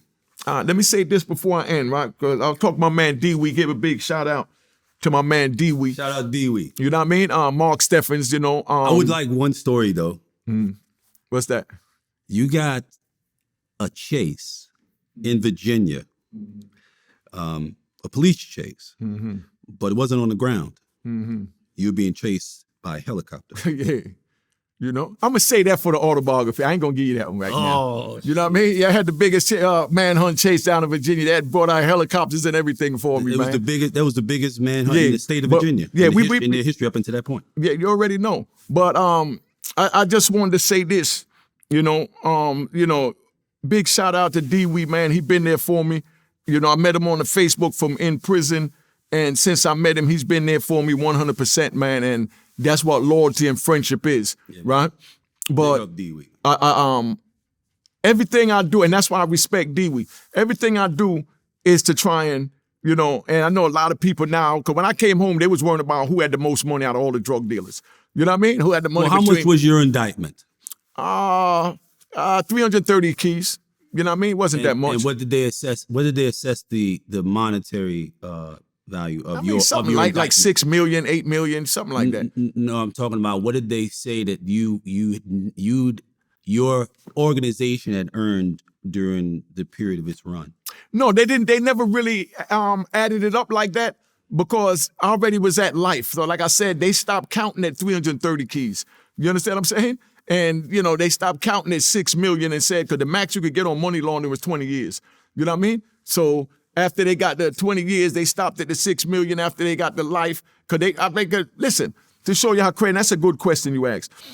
In the drug scale, they have a guideline when you get sentenced. They look at your criminal history and how many times you give you a category 1 through 6. So I was a category 6 from all the things I've been through from juvenile, of course. You know what I mean? But they didn't have career criminal in the feds. And then they had the drug amounts. You understand what I'm saying? Now, with the drug amounts, that go up to level 42. And the criminal history go to 6. Anything over level 42 is already automatic life. Level 42, you follow me? The prosecutor actually, that's why they never got into what you're asking. The prosecutor actually went in the courtroom and he tallying them up the amount of kilos that I sold, and he had me at level 50. Level 50? Level 50. So he added 8 levels. Yeah, listen, he had me at level 50. So the judge said, look, We see how much drugs he got. What are you going to do? Give him level 100? 42 is life. Cap it at 50. You know what I mean? Let's just stop this. You know what I mean? So then my lawyer, you know, he amusing him, was cool Jamaican lawyer out of Brooklyn. He amusing him. He said, nah, we ain't going to cap it at 50. I think he should be down at level 48 because you charged him with obstruction of justice, and he didn't obstruct justice. Because they try to say I obstruct justice because somebody went somewhere that somebody went and must have said to, you know, somebody that was going to testify at my trial, do you know Unique? You know, no, said, yeah, you're going to be testifying at a big trial coming up and you better not go. They never said my name or nothing. But then now they saying that, you know, I told them to go do that.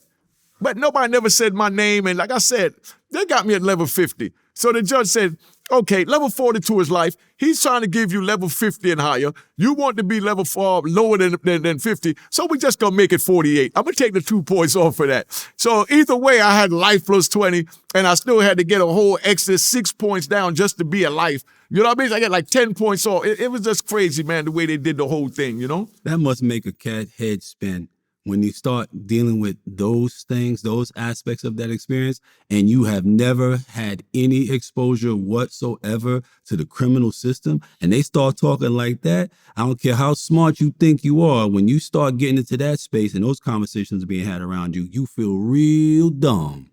Yo, I didn't think about none of that because I know God is in control, and I knew I was going to be sitting here one day on VladTV talking with my man Cavario. That's me. That's what makes you a bad motherfucker, because I know that for sure. You know, never talked like you was going to be in there for forever. You never talked like that the whole time. Come on, man. I used to hang up sometimes and say, man, oh God, if they don't let this motherfucker out, it's going to be bad. It's going to be real bad because he already out. This motherfucker, he is out. He refuses to accept that he is fucking in prison. I remember you used to always say that to me too. But I want to say this. What I'm doing on my YouTube channel, at least I can plug the book. I got the book of Roaring Harlem. If you want to know anything about the streets, go read a Roaring Harlem so you don't have to participate in the street and gamble going through what I went through. I'm going to say that. But then now with my YouTube channel, my thing is I came home and tried to help the youth by trying to let them know that it's not worth it. You understand? So I'm just coming home after 26 years in 2020. So when I come home, I hear everybody talking about telling this, telling that, and like telling what's cool, and you know, they're saying that they're doing what Alpo do. You understand what I'm saying? And I'm like, you know, that's not the Alpo I know, because I know he know better from what he did. You understand what I'm saying? So when he contacted me, I talked to him and I said, look, man, I'm trying to save the youth. If that's what you believe, that's what you believe, but you already know that ain't what you believe, my brother. You know what I mean? I want you to talk to the youth so that you can let them know to stay out the game, that it wasn't worth it. You understand what I'm saying? And a lot of people, you know, because you're always going to have some people that like it, some people that don't. Some people ain't going to like this whole video that we're doing. But, you know, when I talk to them, and, you know, my thing is, I saw the youth was drowning. You understand what I'm saying? Are drowning. Oh, yeah. You know, but like I said, I just came home. So I saw they were drowning. I didn't know fully what was going on, and I didn't really understand what was going on in society as yet and where the YouTube mentality was at. Mm-hmm. So I figured, being that they look up to him, I could get him to tell them that it's not worth it. Because if my child is drowning, I don't care if a dude told on 100 people, save my child. If my grandchild is drowning in a boat, you understand what I'm saying? And only person there to get him is Sammy the Bull. You understand what I'm saying? My grandchild better take Sammy the Bull hand and get out that goddamn boat. But that don't mean that I agree with Sammy the Bull, you know, did as a man. But save my child. So I came home with that mentality, that I put out that Alpo video to help the youth, you know what I mean? To give them that life raft, being that they was looking up to him. That man looked in the camera and said, this is for the youth. You understand what I'm saying? And I didn't ask him to put out nothing with him saying what he did this, what he did that. He talked to the youth to let them know it wasn't worth it. I stood tall. I got life in prison. You know what I mean? Did 26 years. You know what I mean? He told and got 24 years. So either way, we both lost by being on the street. So that was the purpose of that video, was just to show that no matter what you choose, you hit the streets, you lose. Period. You know what I mean? And, you know, I don't care, you know, who told on who. if they could help save our streets, because that one young man that, you know, we might save, that might get the message, might be the one that would kill you or me, or even my mother or my grandchild. That's right. So to sit there and say, oh, he told, so you ain't supposed to have him on this platform, you ain't supposed to do that. No, but he's not on here glorifying anything. He's out there telling them that it wasn't worth it. That everything he did wasn't worth it. Don't glorify it. Go look at the video I put up. And I still got 2 hours I never put out. You know what I mean? But, you know, D, we wanted me to speak on that. I just wanted to get that out so y'all know, man. You know, I saw the kids were drowning. You know what I mean? So, you know, I tried to use him as a life raft, you know what I mean, to save the kids, that it ain't worth it to be on the streets, being that they was looking up to him and thinking that it was cool to do what you got to do when you get, you know what I mean, sell drugs, do whatever, and then tell. You know what I mean? And he actually tried to help the youth with me on that program. You know what I mean? But I just scrapped the whole thing. And for that, man, I'm just going to tap out. And, you know, it was a pleasure doing this with you, big bro. And, you know, if anybody want to help, you know what I mean, as far as my movement, contact me. You could cop the book at aruinharlem.com, aruinharlem.com. You can cop the book, the merchandise, you know what I mean? The whole nine, man. But, you know, we've been here long enough, family. Let's do it. All right? All right, peace.